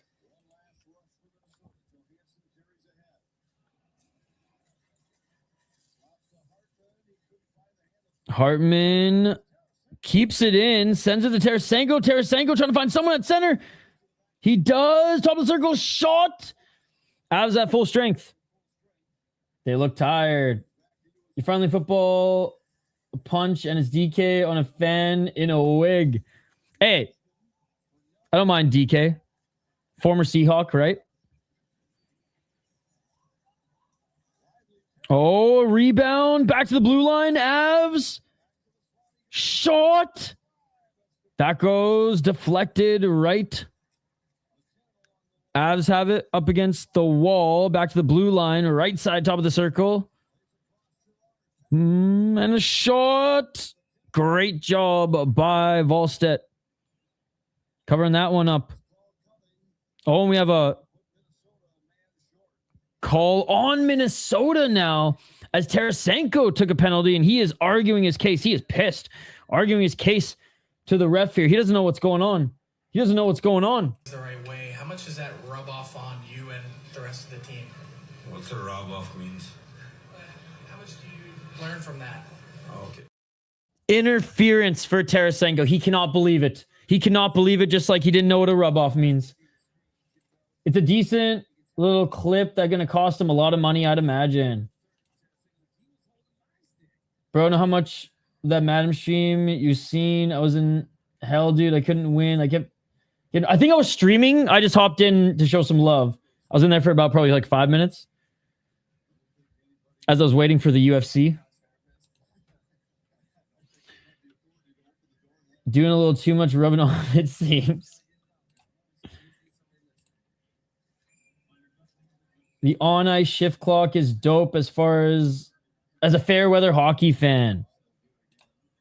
Dude, I'm stoked that Denial's getting into hockey this year. Hey, wild bandwagon post Quinn Hughes trade, but we'll take it. We'll take it.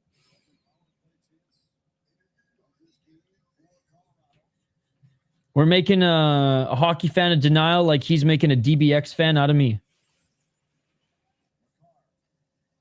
Makar has it. Nakatch to the right side. Back to Nakatch. Cross ice pass. Back to Makar. Nakatch shot. I can't have... Oh! Spurgeon's stick broke. Spurgeon's stick broke as he's blocking this. And now Eck doesn't have a stick. Eck doesn't have a stick. This ain't good, guys. This ain't good. Nakatch tried to go across. McKinnon with it now. Nakatch is open. Down a goal, down a man, down a stick. Beautiful shoulder save by Volstedt. Dude, Nakatch is just in that OV spot. He's in the OV office right now, just waiting for that pass. Great job by Volstedt. As he's able to get the whistle here. And freaking Eck can get a stick.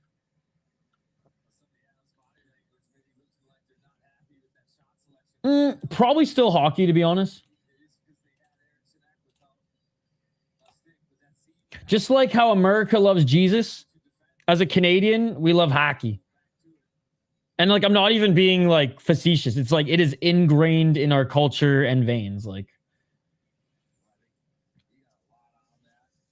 and I didn't even grow up watching it as much as like my friends, right? Because my dad was soccer. Oh, and there's a beautiful shot by McKinnon. And that is the second goal of the game, and that goes to the Avs. A beautiful pass and shot by McKinnon. Oh, fuck ass. McKinnon scores. Guy on Facebook selling used Talbot blocker and gloves are $750.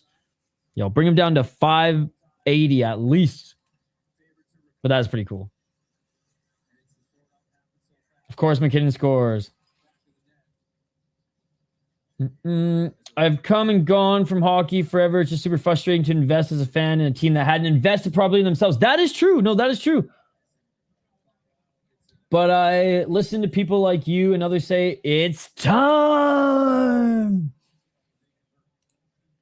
It's an exciting team. Just to watch Quinn Hughes skate alone, bro. All right, 6 minutes on the clock. Down 2 are the Wild right now. And oh, huge cross check in the corner for the Wild. Wild looking to get just a shot on net here. But nothing is getting through. 3 shots on this shift, nothing getting through. And a pass gets broken up as well. And the Avs send it up the right side. It is the state of hockey. I can't wait till the Avs are bad again.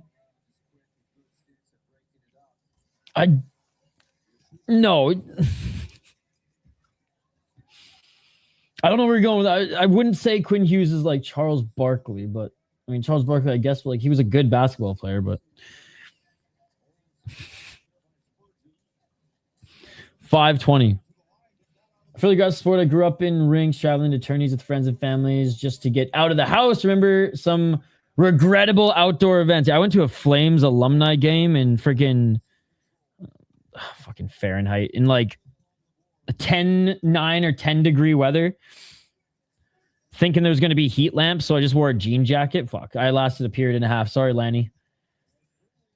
Oh, fight! Here we go. Foligno and Grimley are going at it. Oh, we got a few guys jumping in. Come on, boys. They should have just let them go first.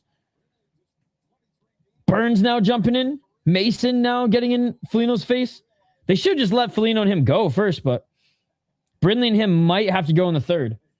Foligno's saying, let's fucking go.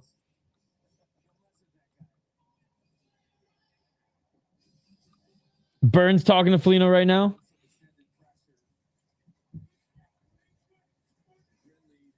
Oh, I will say, Foligno did hook him a little bit. And then Brindley hit Wallstat. And then Foligno just starts throwing hands.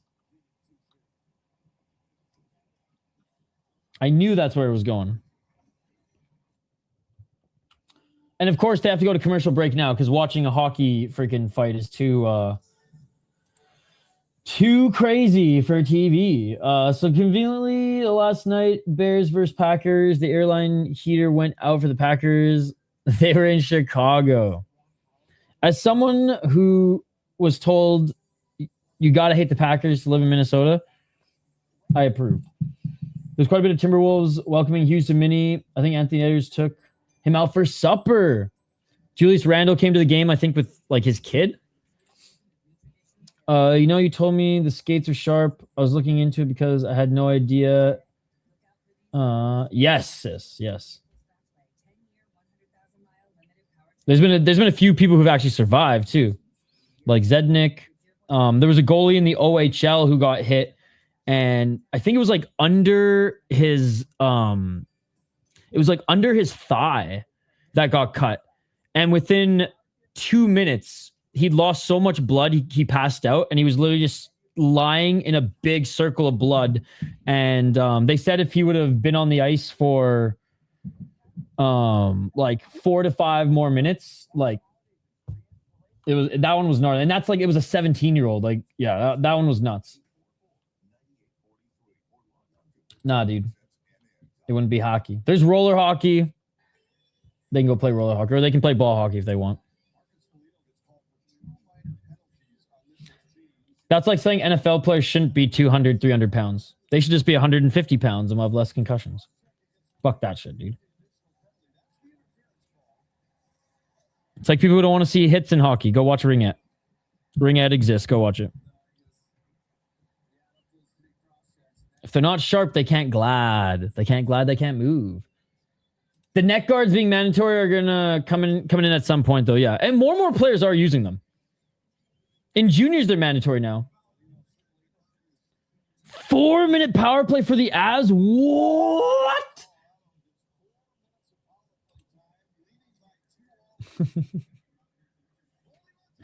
Oh, Boldy with the takeaway. Boldy. Oh! Boldy came in alone on the breakaway, but unable to score. And here come the Avs. What a power play. 4:20. Smoke him if you got him. Left in the period.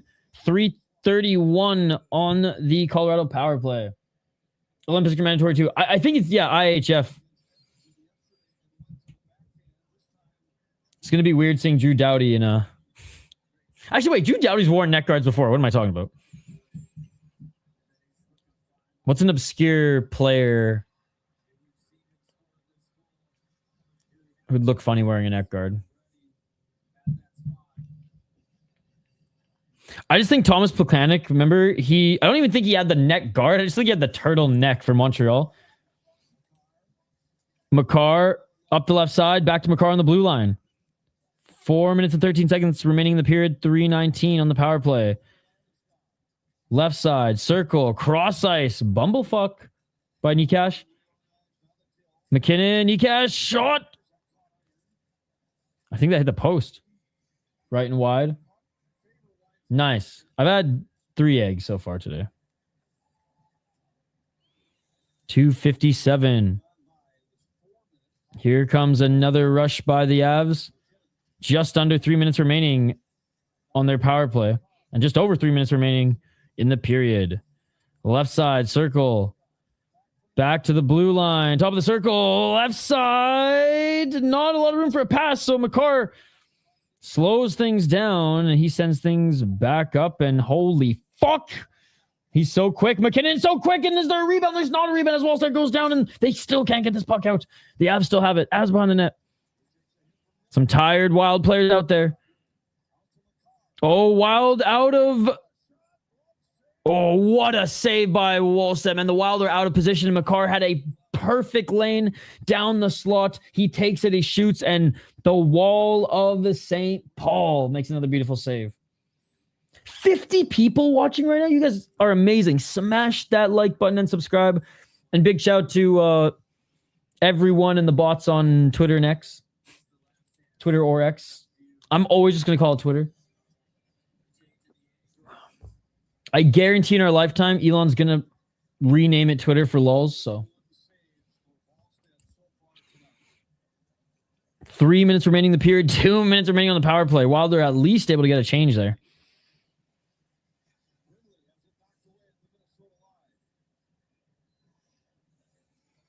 Is the Czech Republic in NATO? You call it X, you're clearly cop, right? Oh, big hit in the corner as two Wild players go down. Lehkonen on the reverse hit, funny enough. Back to the blue line. Taves. Left circle. Back to Taves on the blue line. Taves back up the left side. Lehkonen back to the blue line. Left circle. Nikushkin at the circle. 1 minute and 14 remaining on the power play.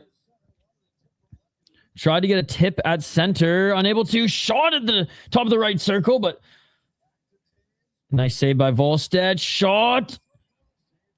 And beautiful save by Volstad. Okay. Started to bail and catch the end of the Lions versus Steelers. Shit was nuts. 4th and goal, down 5. Throw to goal line. Gets stopped in lateral back, and they actually score, but they called offense pass interference. Jeez.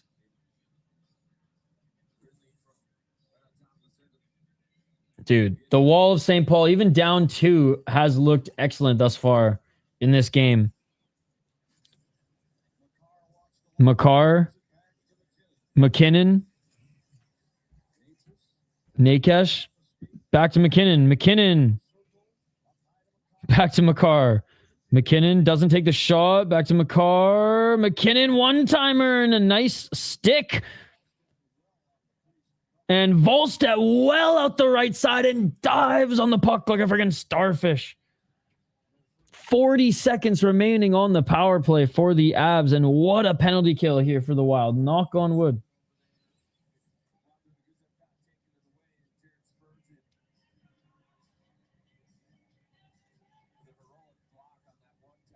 Avs win the face-off. Oh, and there's the shot and goal down the slot. There it is. I jinxed it. Damage. I didn't knock on wood hard enough. Wow. Volstad looking so good on the power play too. This is honestly got to be tough for him going into the third because he crushed it until that shot, which I don't even think he was screened here. Let's take a look. Oh, actually, yeah, there was some traffic. There was some traffic in that. Was that tipped or did that go right? No, that went right. His shoulder was going up, but that went right up in the top corner. I mean, fuck, man. Makar's been having a hell of a game here tonight. Makar's making all my Quinn Hughes claims look silly. Getting cooked on shot on goal. Down 4 minutes too on the power play ain't gonna help. But yeah, 35-18. 1 minute and 15 seconds remaining in the period. My God, Foligno needs to calm down. We don't need a 4-minute penalty because of his BS. I was knocking on wood and can confirm it didn't help. 34 shots on goal and still over 90 is great though. Yep. No, it's true, but they're still down 3. They're still down 3. 113 and Hughes up the right side. Hughes hits his man to dump it in, and Blackwood's going to cover up, and we're going to face off in the Av zone.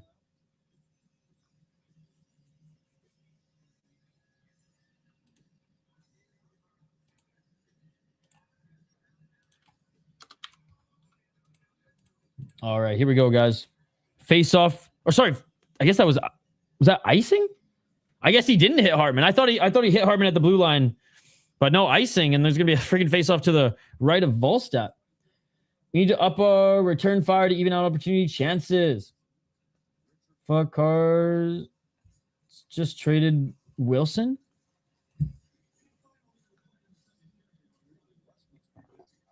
Mr. Incredible himself.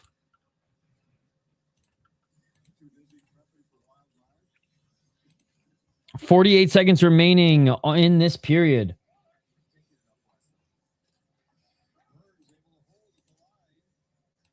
Burns able to hold the line. Behind the net is the Avs. They come up the left corner. Backhand pass, looking for somebody to tip that home, but the Wild end up getting this one out of their zone. Zuccarello dumps this one in.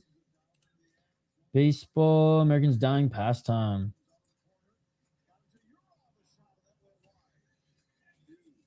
I'll go to AAA, like the Vancouver Canadians, most because the food is awesome. And if you're bored by the 6th or 7th inning, like you got your money's worth. Once the sushi race was done, you could pretty much go home. They had a bunch of like different types of sushi mascots, and you could bet on which one basically wins just a fucking beeline to the other side of the pitch, I guess. And like it's full contact, but once you hit the ground, it's over. And it is crazy. So like the sushi run alone was worth going to the Vancouver Canadians game. So I went to a ton of like AAA baseball games, but haven't been able to watch tonight. What are the takeaways from the game so far?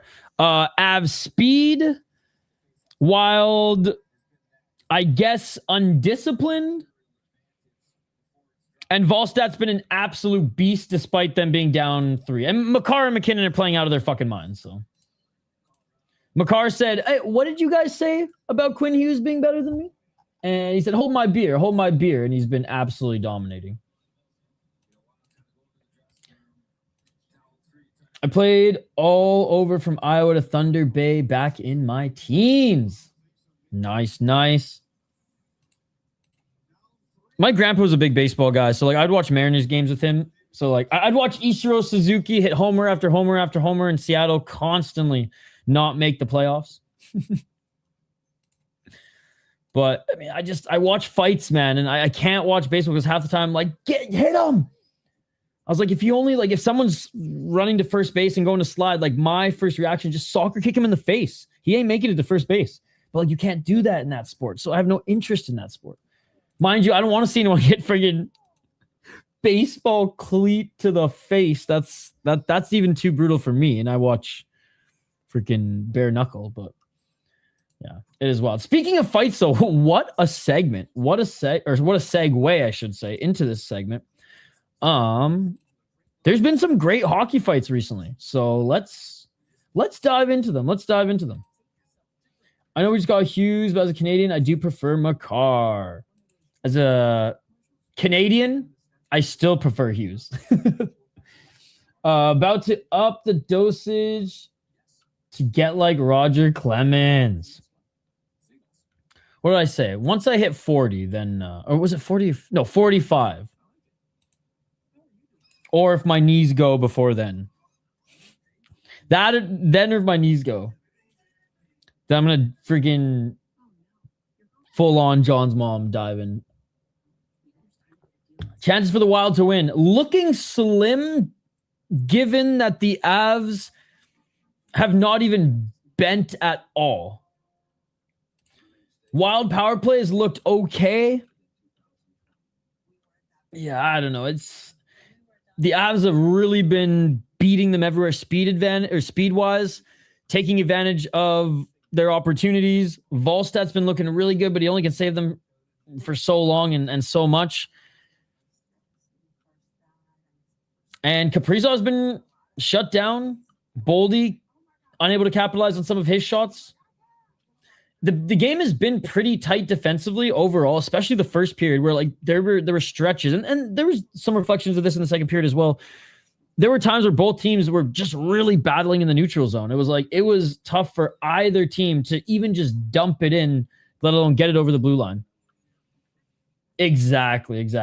When he's been gone for 10 years, I wait till 36, and that was all patience I had for myself. See, if I was in your shoes, then I would do that as well. All right. You guys like goalie. We got half of my fucking City Life crew in the chat here. So We got some goalie fights to react to. Let's freaking go. Not in hockey, but in National Lacrosse League. Let's go. Let's go. If this ain't some Canadian ass shit, another league is technically like North American League. I mean, let's go, dude. Oh, you thought it was going to be one-sided. You thought it was going to be one-sided. Freaking beard belly and plumber's crack and all, bro. And all. Oh. Oh, come on, ref. See, he wanted to keep going. He said parking lot after the game. Bro, your teammates got to be so hyped for that shit. So hyped. Yeah, buddy. God, I love that sport. That's why when people ask me, what's your favorite sport? I was like, box across.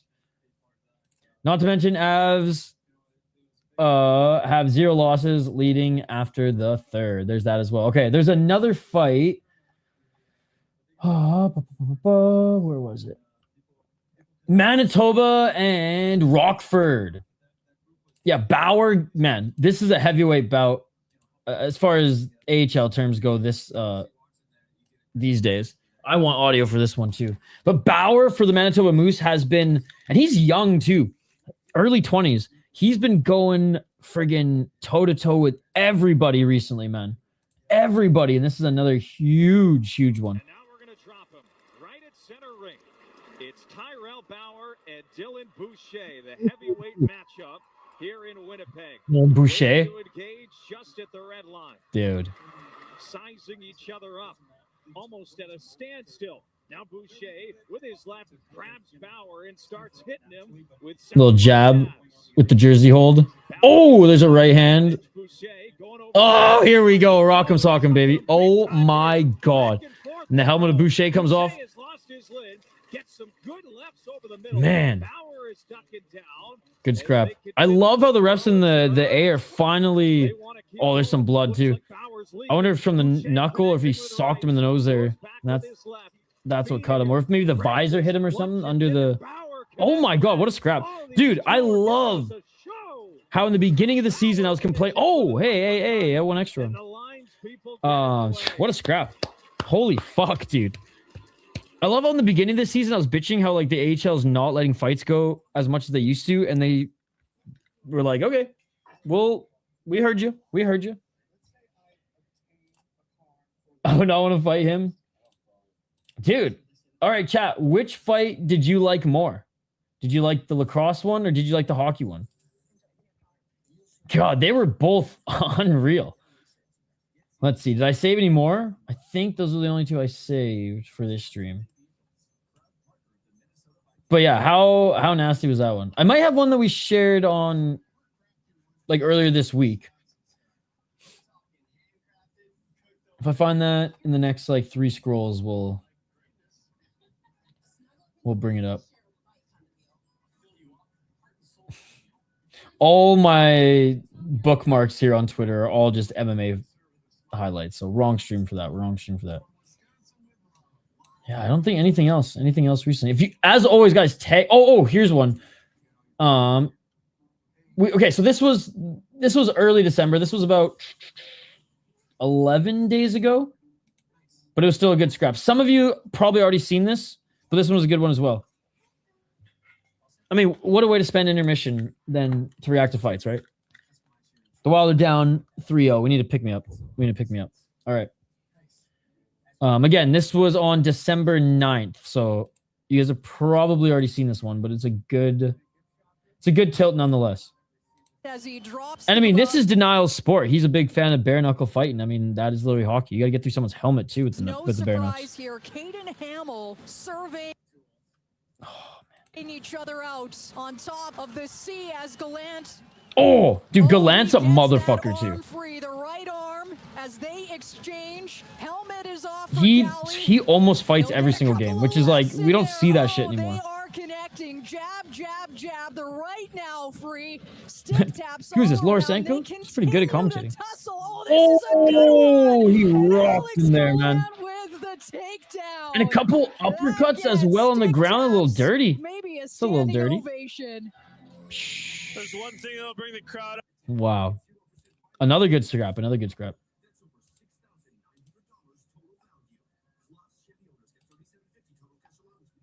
All right, I might have one more. Tag me on Twitter at VI Sports Talk if there's one I missed. If there's one in like the ECHL or the AHL this weekend that you're like, oh, bro.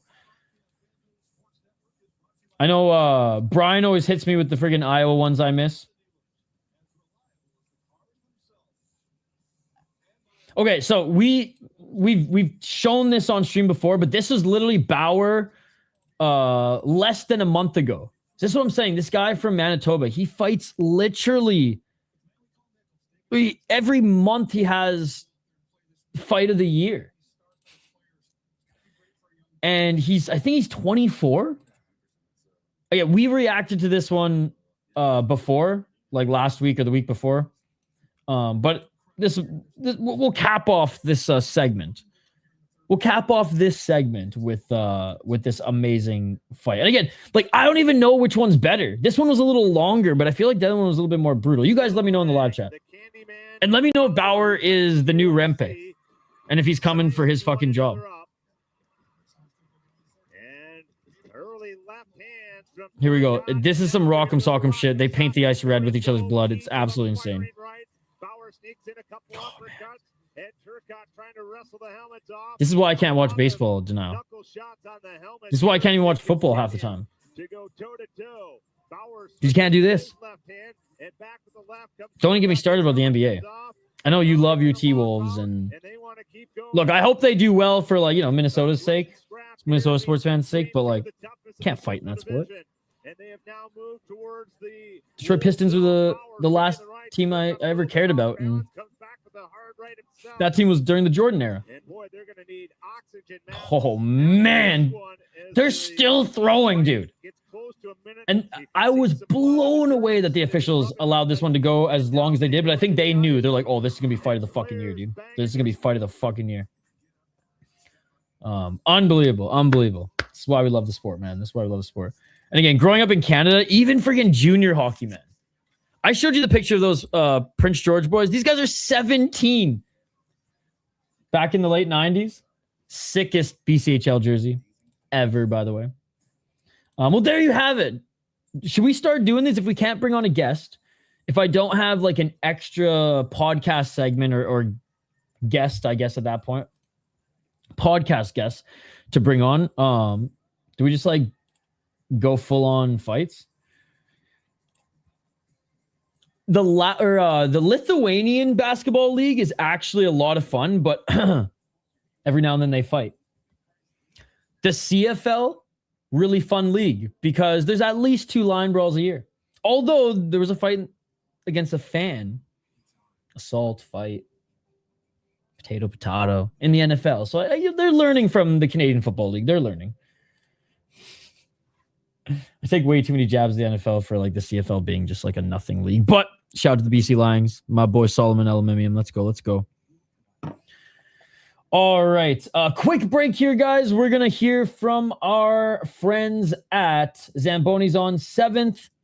I'm going to drain the main vein, grab some water, and we'll get right back to action here for this third period. Do not go anywhere. We'll be right back.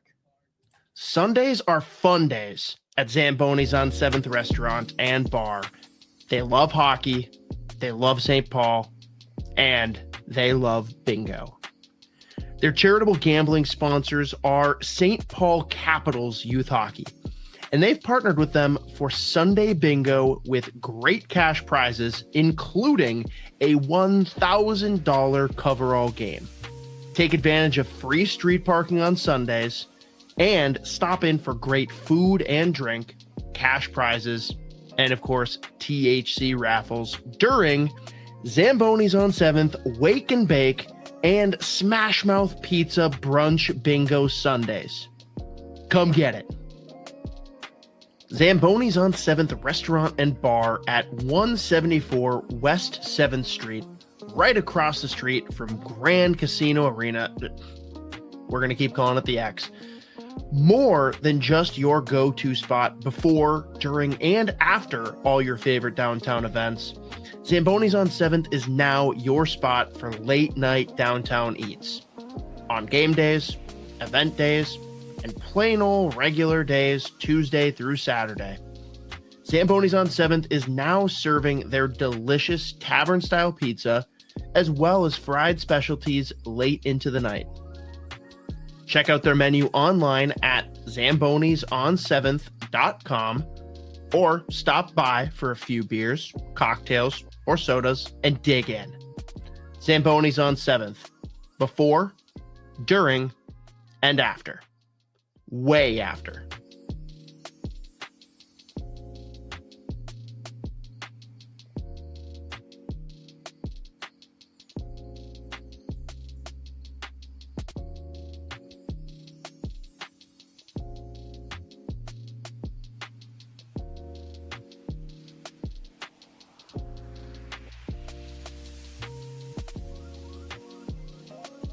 This interview is brought to you by our friends at Waggle. Waggle is a golf term, so their origin is obvious. But, like you and I, their roots extend well beyond the tee box. Waggle is rooted in early mornings on the water and late nights around the campfire, in lacing up the skates, and in casting a line. These hobbies and passions are what inspire their team daily to create apparel that makes you say, wow, this was made for me. Because, really, it was. Waggle's biggest sale of the year is live right now. Hats, polos, pants, shorts, jackets, flannels, socks, everything is 30% off. We pulled together a list of our all-time favorite products, so make sure you shop the link in the description. Oh my god, chat. I had no idea Hoppy was Waggle's new model. I never saw that ad before. Go check out Waggle Golf. As you can see, I'm wearing one of their products right now. Use promo code SP10 for 10% off your order. I mean, my hat stack from Waggle is literally through the roof right now. They got the best caps, whether you like snapbacks or these sick corduroy ones. I know they're working with the Minnesota Wild as well now. And Moose has a sick design coming on, what do they say, January 10th. So get your game pack tickets or whatever package you have to get that sick hat. And also check out some products there for some holiday gifts and use, again, our promo code SP10 for 10% off your order. NASCAR, F1 Rally, DTM, Endurance Racing, NFL Hockey. What a booked year, bro. The year's still not done for me. I mean, I have my biggest show of the year coming up soon. That is the Ryzen New Year's Eve special. It should be a minimum 7 hours long. So yeah, it's a big show. It's a big show. How many fights are on that show?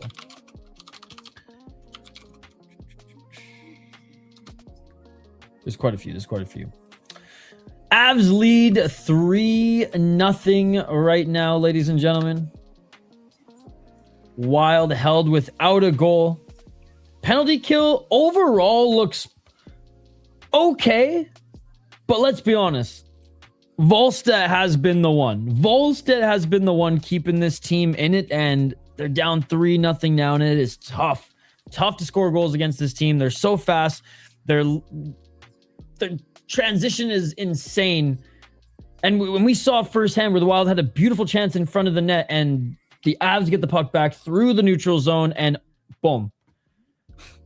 Little pass, 2-on-1 play, goal on the other side. So the speed factor has been evident in this game.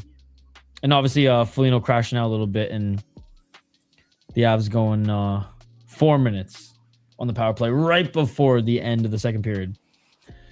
But yeah, the big guns need to score.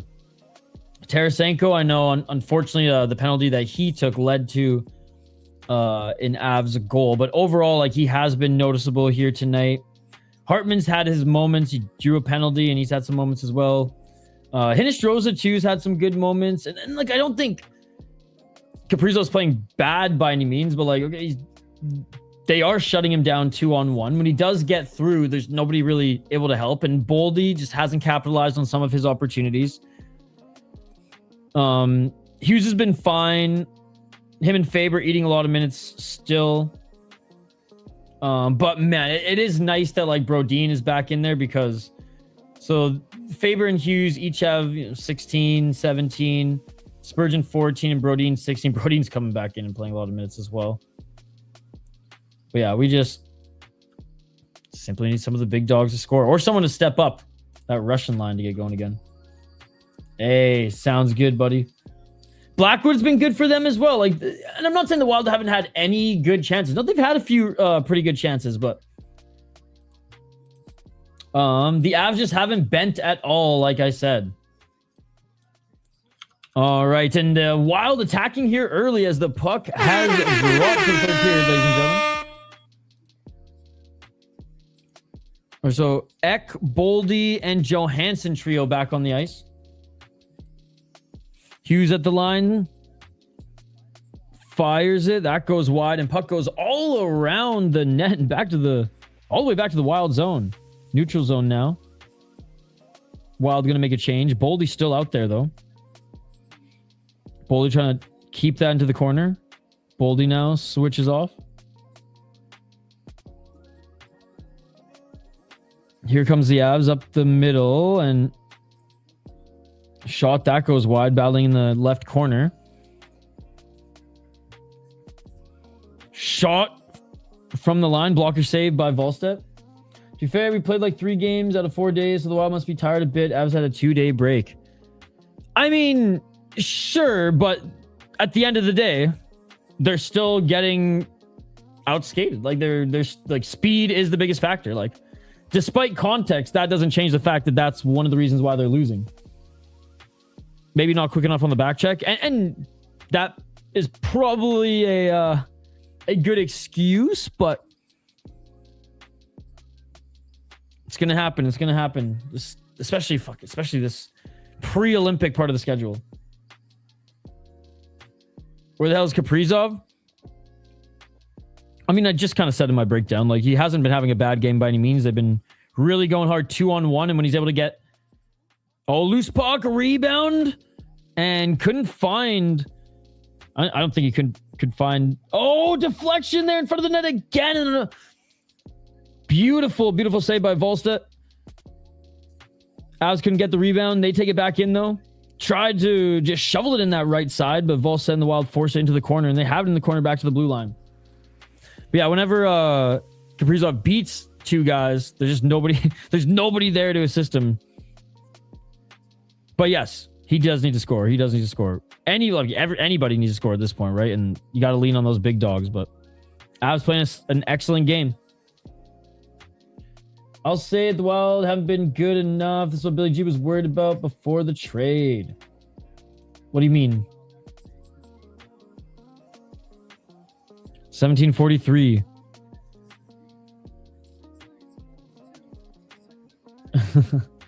No, I'm not even mad aside from the fact it's Colorado. They've been playing good hockey. Not every game is going to be amazing. It's hard to win in the NHL. And it hasn't been a horrendous game, despite the shot differential and the score. Now, could it turn... There's 17 minutes left. Could it turn out to get more awful? 100%. But let's be realistic. It was only like an 8-minute span of that second period that was bad. The rest of the game has been pretty competitive. McCarr for the shooting and Hughes for the speed. 650. I will say that, though. Hughes always got the speed. He's like Hacker in the 90s. Speed. 1648. Your comparisons couldn't be more off. I mean, keeping up with teams like the Avs or Stars. I mean, it's a good thing that he got a guy who's fast, though. A shot by almost 20 goals.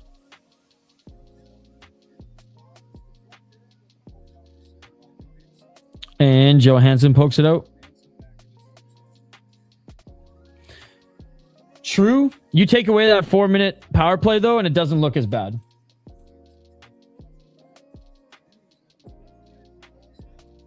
And Hughes unable to complete the pass, and a giveaway, and unable to get that shot off as diving bodies up in front of the net. They do look a little dejected right now, I will say. I just want to just send out the boys and let them go for it. The game is over already. What does that even mean? Quinn uses RDR. No, dude. Already said, Demetrius Johnson. Little fast, talented guy. Hartman recovers it. Cross ice pass. Shot at the top of the circle. Rebound. Oh, that hit the crossbar. Rebound. Nobody there. The rebound was because it hit the fucking crossbar. Red light went on, but the refs automatically said no goal.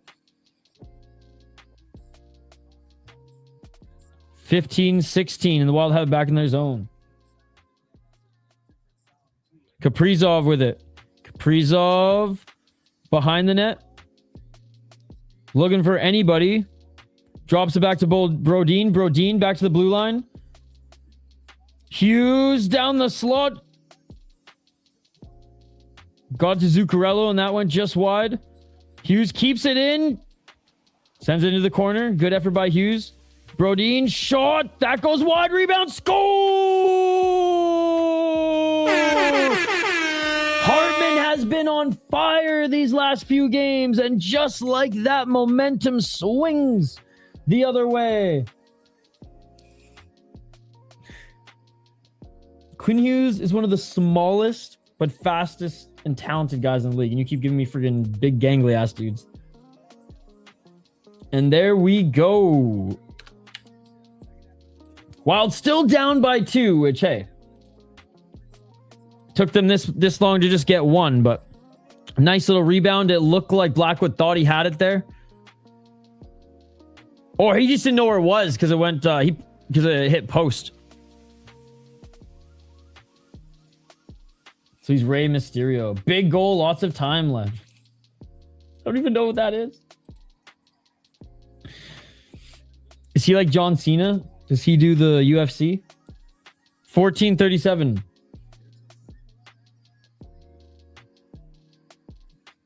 If there was ever a need to get goal, that was one to get. And Hartman, no less.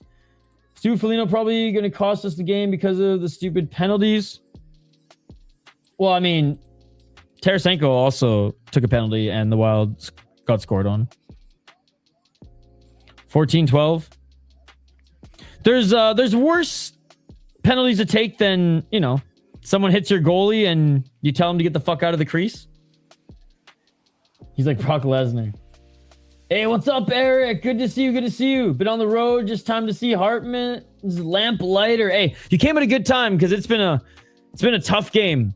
Yeah, not that the Wild have played horrendous. The Avs have just played better than them. 13:41. Boldy with the backhand. Up for Hughes. There we go. That's a good comparison. And believe it or not, Tara's still more animated than him.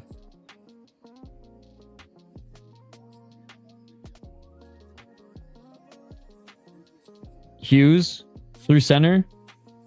Hughes gets it over the blue line but loses it. And he resets. McKinnon runs into Hughes as Hughes gets back to the bench. And here come the Avs. Wild, good job. That was Boldy actually keeping it in the neutral zone. Nice hit at the blue line. Then runs into his own player. Avs got it behind the net. It's hilarious. We're comparing him to fighters. Never thought a day in the life. The MMA and hockey crossover world. I don't know if you've ever seen the video or that season of The Ultimate Fighter of freaking Daniel Cormier playing goalie. Hilarious. Quinn the View Hughes. Could this be his nickname? Quinn the View? I mean, he does have pretty good vision out there. All right, TV timeout. TV timeout in the Wild. A little bit of life back in this team, but then the Avs aggressive as hell.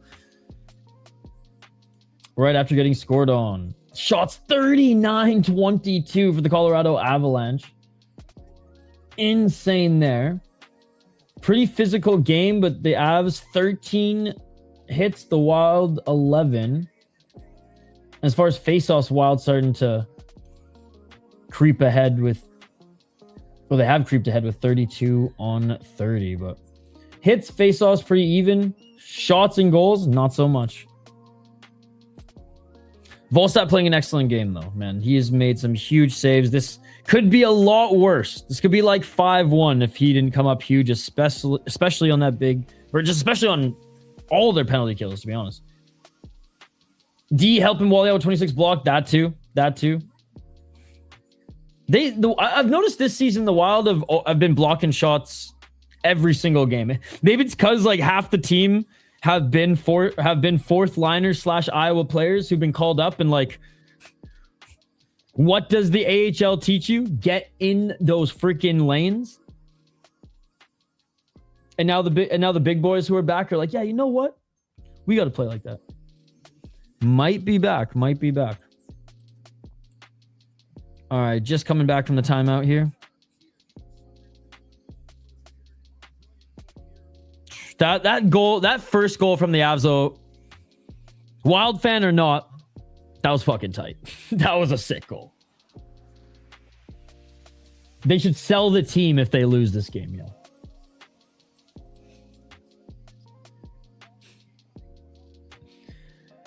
Dude, I'm just loving how, like, Hartman was on such a slow freaking run, man. And recently, it just seems like he has points in every single game. 8 goals now, 14 points. All right, 12-32. And there's Hartman taking the face-off. Boldy passing Kirill Kaprizov in points, by the way. 43 points on the season. 22 goals, same as Kaprizov. And Tarasenko also 7 goals on the season. Has been surging as of late. Let's see if he can get anything going in this game. Oh, Kaprizov center. That's deflective. Makar unable to get this puck out of the zone, and Kaprizov with it. Kaprizov left it for Hartman, but he gets body checked and a shot on net, and the rebound and Avs clear it. That's going to be icing as fuck. We got rusty as fuck in the community. That was icing as fuck. Dude, the crowd's going wild right now trying to get this team into it. The Let's Go Wild chants are aplenty right now.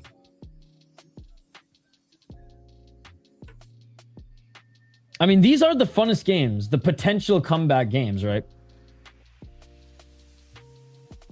11:53. Hartman with the why do I keep saying takedown? With the face-off. It's fucking 25 hours of mixed martial arts coverage yesterday. That's why. Oh, nice shot. Pretty tough ass playing 2 fast offensive teams in the league back to back. The legs look a bit behind. Yeah. That's just the speed has been the factor. Whether just like the Avs are the faster team, and I think even on the Wild's best day, they still are the faster team, but that's definitely something to note. Maybe they just weren't, maybe they just didn't have, even 80% of their legs tonight. The Wild bring this into the zone behind the net, and they come away with it. Boldy, back to the blue line. Brodin. Spurgeon. Brodin. They cleared the snow too quickly. Boldy behind. Back to the blue line. Shot blocked. Back to the blue line. Boldy with a big shot. That was blocked in front of the net. Wild still have it back to the blue line. Boldy. Boldy looking for another shot. He tried to spring someone in the slot. Johansson loses it. And a holding call, and the Minnesota Wild are going to get on the power play. Ek yapping to telling Manson to get the fuck out of here in the Wild. This is huge. This is the opportunity. This is what we like to call the TSN turning point, ladies and gentlemen. This is the TSN. Oh, Landeskog taking the penalty.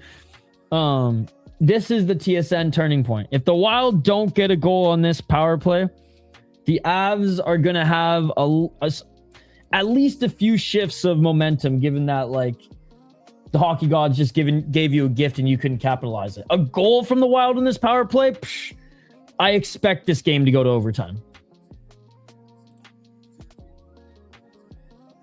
Just in time indeed. Fuck, do I hate Landeskog. All right, here we go. Face off. Won by the Avs, and they dump it down early. Again, guys, smash that like button and subscribe if you haven't already. We're trying to get to 3,000 subscribers before the new year. We're almost there. We're like 150 short or something. So smash that like button on the video. It helps get us in front of more people and get us more subscribers. Subscribe to the channel, and let's try to get to at least 40 likes on this video. I know there's like 40 of you watching. And if you're on Twitter and or X, get your ass over to YouTube. Hughes with it. Hughes with the pass. Beautiful pass. Eck. Beautiful long pass. Right up to the neutral zone. Oh, but the Avs able to get it back, and the Avs make Hughes go for another skate. 1 minute of the power play has gone by, and the Avs PK has been beautiful in this game. For a team that's been struggling on the PK, making the Wild's power play look silly here tonight. Turning point moment of the game. You're right. I figured that's where it was going. Oh, Hughes fires to the blue line. Puck still loose. Back to the blue line. Quinn Hughes. Zuccarello. Up the wall. Avs kill isn't patient. They really attack. Yep. Dude, they're just a lot of pressure. Oh, Boldy fires it in front. Nobody there to take that rebound, but able to get this puck back to the blue line, but Hughes misses it. It was a little out of range for him too. 18 seconds remaining. 2 minute and 51 shift for Eck. What a man, dude. Hughes moves in, but the Wild were changing. Hughes springs Johansson up in the circle. Shot. Fires wide. Did Tarasenko. That was a huge opportunity. Can't fault him. He tried, but goddamn. And the Avs back to full strength, and here they come again. 8:22. Here come the Avs. Landeskog bumblefucks it. I gotta stop saying that word, because if I ever get an actual broadcasting job and I'm like doing hockey and I say bumblefuck on TV, done. Fired. Hit the fucking net. Yo, Denial. I don't know if I showed you. I don't know if you were in the chat. I was talking about how one of the teams that was in my hometown growing up, Junior A, so like same level as like the USHL and the Null. These were two 16, 17-year-olds playing for the Prince George Spruce Kings in the 90s. This is why junior hockey was so brutal in Canada. These guys look like they're in their fucking 30s. They look like they're Polish 30-year-olds on all the sauce and literally teenagers. Oh, Canada, baby. 8 minutes. We had to score in the power play to keep this game close. I wish Tarasenko would have gotten that one, because he has been unbelievable the last few games. He's had his moments in the first two periods, but yeah, everyone's been pretty quiet in this third, other than Hartman, to be honest. And the Avs have it in the Wild zone behind the net. Backhand pass in the slot, but good job getting that stick in the lane, did Middleton. Yeah, International Falls always has 3 dudes in football and hockey that look like they have kids and on their second marriage. Yeah, dude, junior hockey fights in Canada in like the 80s and 90s, even the early 2000s, were just insane. But CTE doesn't exist, so it's chill, right? 7 minutes remaining, still time, but shit clock's ticking, as Leahy says, and would say if he was watching this game. Rest in peace. 4:49. Wild are playing with an increased urgency in this third period. 6:40. Wild can't gain the zone. That's the great Minnesota-Canada divide region. It's so fitting. Oh. Avs, good job beating the defenseman and keeping this puck in the zone. Getting it back to the blue line. Makar shot, gets through traffic, and the wall of St. Paul was able to save it, but that puck trickles out. While they're able to get it, but not for long. Makar gets it back, sends it around the boards, and here's Quinn Hughes. Quinn Hughes with a nice nifty backhand, and what a pass to Kaprizov. Kaprizov. Oh, that was offside as fuck, but the Wild got away with that, and Hughes behind the net. Hughes threw it in front of the net looking for a rebound, and we're going to get a whistle at least. That was offside as fuck. As soon as I saw the ref go like that, I was like, they just got a gift. And Hughes, great job getting that puck in front of the net, trying to create a rebound. I mean, at this point, they can't score from the circle, so make it dirty. At least they're going to get a whistle. Then the City kids are just training center creations like Drago. Yep. There's even in hockey, like there's less and less like small town or like indigenous reserve kids who are like making it as far as they did in, the 2000s because, well, coaching this and training that and nutrition this and gear that, and it's just like you just can't. In Canada, talent most of the time, I'll say 95% of the time, talent will be noticed, and there will be someone that pushes that talent or at least gets eyes on that talent. But for that 5%, you can pay to get yourself get your kid, I should say, pretty fucking far until like reality sets in and it's like, okay, you just can't play with the big boys. T-Wolves play after this too. If Wild don't win, they are the last hope for a Minnesota victory. Yeah, I gotta get some work done tonight. I'm glad the game was so early. Get greasy in the creasy, throw the rubber at the net, and get one here. Couldn't have said it better myself.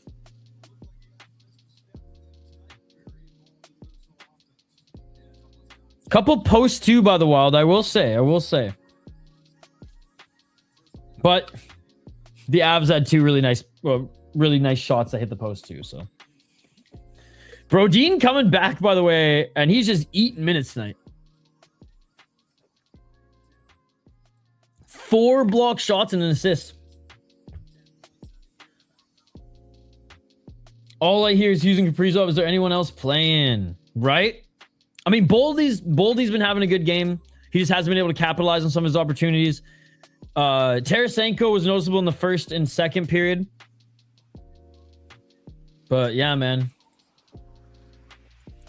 5:47.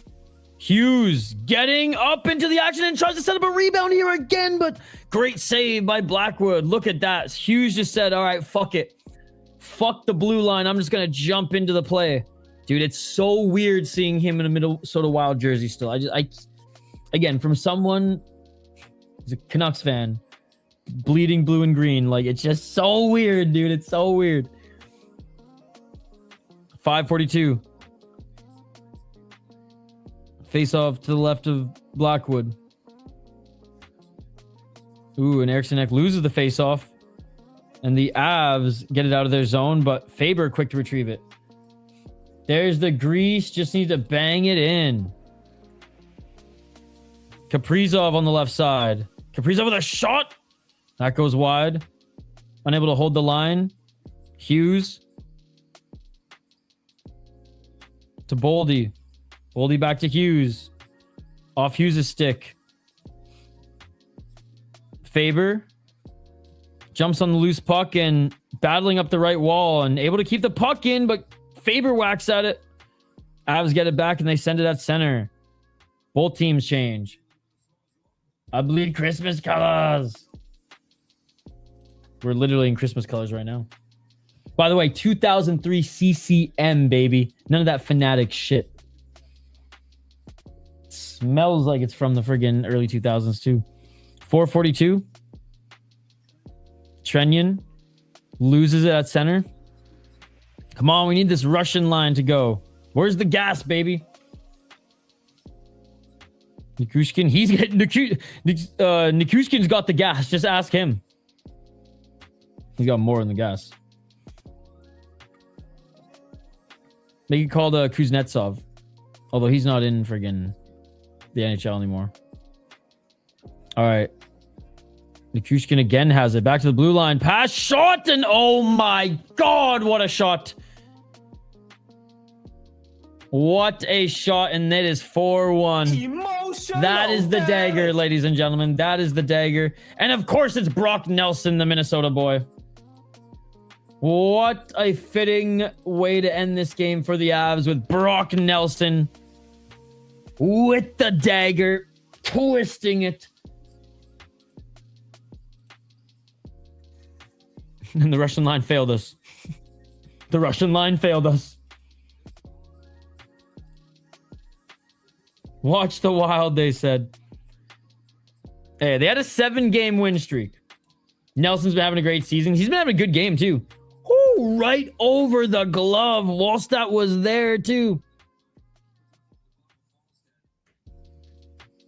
It'll be fun, they said. Can't beat them all.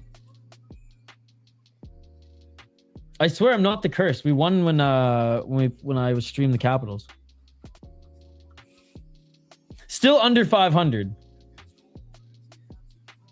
Who's in right now? As far as the goalie, Volstat. But trust me, he is not to blame. He is not to blame. 40 shots for the fucking Colorado Avalanche. They had a 4-minute power play as well. That Volstat almost killed off the whole thing. He has kept this game from being 6-1. I'm out to the Wolves. The last hope. It's me. Every time I start watching, they fall off. I blame it on the back-to-backs. Bro, Denial, did you hear that Brazilian MMA League Thunder fights or whatever? 11-hour card.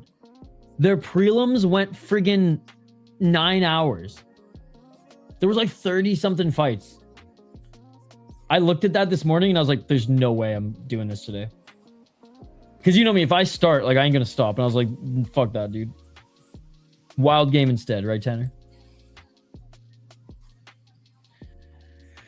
All right, well, goal for pride at this point. Get a goal for pride. Let's see if Boldy can at least get his 23rd. Watch, Johansson's, of course, going to get his 12th now. Or maybe Tarasenko will get his 8th and his 20th point now. Again, for how critical we've been of Tarasenko, 19 points in 29 games is nothing to scoff at. But again, he's been on a surge recently.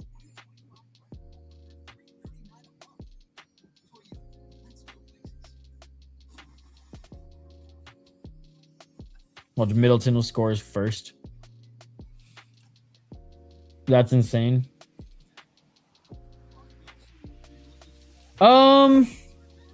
It's pretty even. I'll probably say a little bit more Wild just because Canucks play later. Because usually Canucks games for me start at like 9.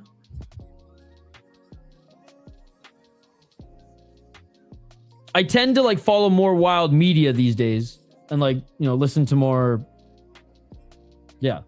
media and like stay more plugged into like the fan base and things like that. Like I'm not on Canucks Twitter as much as I used to be. Hey, have a good one, Snow.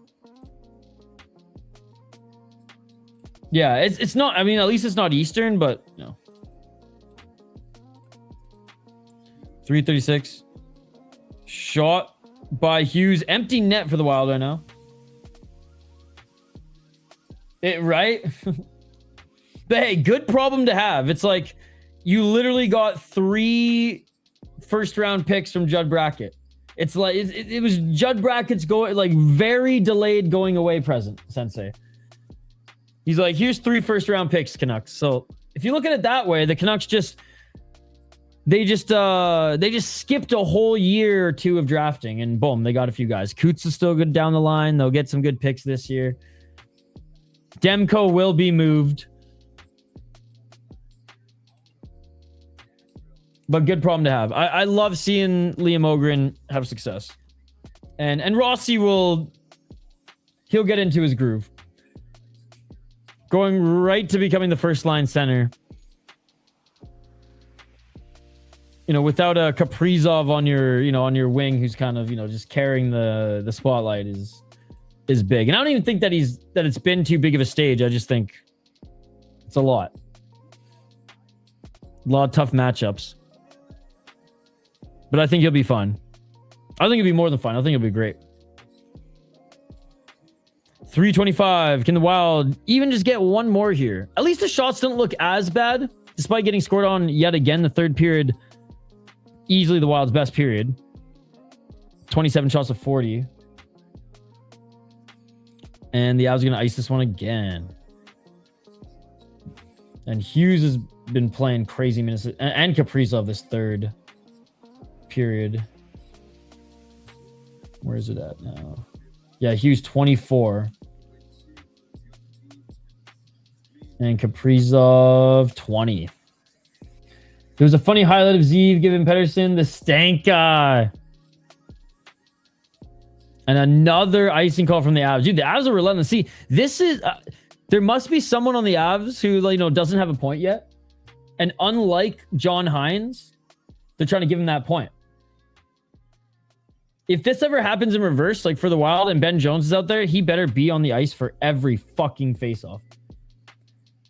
They're about to lose 4-1. There's 3 minutes left in the game. It would be absolutely insane. I mean, there's no Toronto Maple Leafs on the ice, so I don't think they can give up 3 in 3 minutes. Oh, Zugrella in front of the net trying to create a rebound, but unable to get it. Kaprizov. Ooh, eats a hit in the corner. Hines doesn't like him because he doesn't dub the puck enough, right? 237. Boldy. Oh, Landeskog picks his pocket, but the Wild hold the blue line. But McKinnon gets the puck and puts it home. That is 5-1 now for the Avs. 2 for McKinnon here tonight. 1 empty net.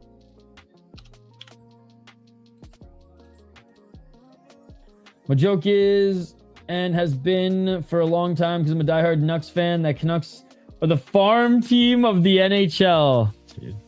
Starting with fucking Cam Neely.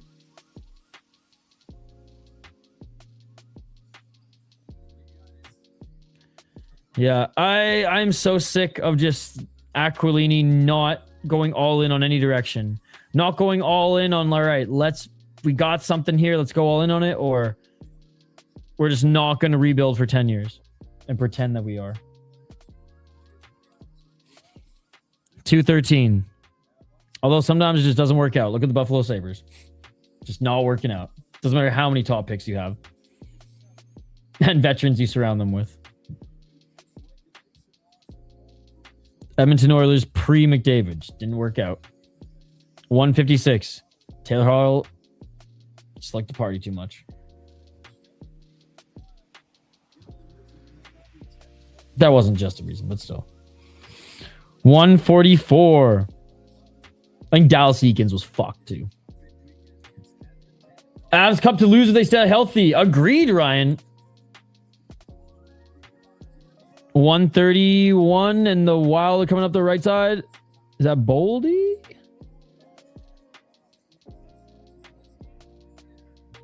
And this goes up and out of play. It's fun while it lasted. I mean, I don't think like the floor is crumbling under them. It wasn't a game where they got like bent over the whole time. I'll say this, the score looks worse than the game. At this point, it's just I don't want to say they're not playing hard, but mailing it in a little bit. Fingers crossed for the president's curse. Yeah. Tell me that as a Canucks fan. 2 President's Trophies in a row and no Stanley Cups. And the Kings beat him first round the second year, and they go on to win it. 52 seconds remaining. And they have a opportunity to go for a rush. One of their last rushes probably with 42 seconds. They get it in the zone. Avs back. Only one guy in there. Yeah, Avs look very focused and their system looks good. Yeah, and just they're so fast here tonight. Again, Wild coming off a back-to-back and road trip. Probably could have some heavy legs, but, you know, no excuses. Every team has a tough schedule. I based a lot of my own goaltending style off 2012, 2013. Jonathan Quick, dude, he was unreal too. Could Ryder Ritchie be a trade piece? Probably. I think definitely Stramel and Jiricek probably have still more value right now since... And that is it for the game, by the way. Given that Jiricek's actually playing pro hockey and Stramel, I just think is a little further along in his development than Ryder Ritchie. But I think Ritchie's going to, like, I think there's value there and he's going to be a good player and definitely could be in talks, but I don't think teams are like, are running the phones to call for Ryder Ritchie right now. We just couldn't score. We had chances for sure, but Blackwood came up big. Yeah, good game in Colorado. They didn't bend at all, man. When you don't bend at all, it's tough to break. Oh yeah, I like Damon Hunt more than Jiricek personally. Anyways, guys, that is gonna do it for another Minnesota Wild watch party. They fall to the Avs 5-1. Overall, good hockey game. I feel like why there wasn't a lot of goals early in this game was because both these teams were playing very, very good shutdown hockey, very good defensive hockey. Each team blocked a lot of shots. Each team laid a lot of hits. The Avs were able to find their scorings, and the Canucks was a little too late. But the Minnesota Wild couldn't capitalize on their power plays where the Avalanche did. So there you go. I mean, they don't have many guys with a lot of value right now. I'd say like Jiricek, Hartman, Brodin, and maybe Stramel are like pieces that maybe they could dangle, right? But they gave up all their best assets to bring in Quinn Hughes. So it's not going to be easy, but we'll see if Big Balls Billy can work his magic. Reminder, guys, tomorrow on the channel, if you haven't subscribed yet, please do so. Tomorrow on the channel, Judd's Buds will be live. Spoke Z will be back. Don't worry, I won't be on the show. Spoke Z will be back. Then Wednesday we'll have maybe a Wildly... No, I don't think this week... No, this week's Christmas. No Wildly Informed this week. But Monday we will have a Judd's Buds. A Fellowship of the Rink will be posted on Wednesday. And you can find us on YouTube, full episodes, clips, daily clips, live streams every week, watch parties, or you can find the podcast wherever you get your podcasts from. Ryder Ritchie is the future for the Wild. He's going to be a franchise player. I love him. I loved him in junior, and he's looking really good in college right now. He's a few years out. I could see him playing at least 3 years of college before he goes pro. So there's time. But anyways, guys, thank you so much for joining. It's dinner time. And look, a Wild game not ending at 9 or 10 p.m. or starting at freaking like 9:15 these days. Anyways, thank you so much for joining. I appreciate you all. Smash that like button and subscribe, and we will see you tomorrow live here, 8:30 Central for Judd's Buds. Peace. I'm out of here.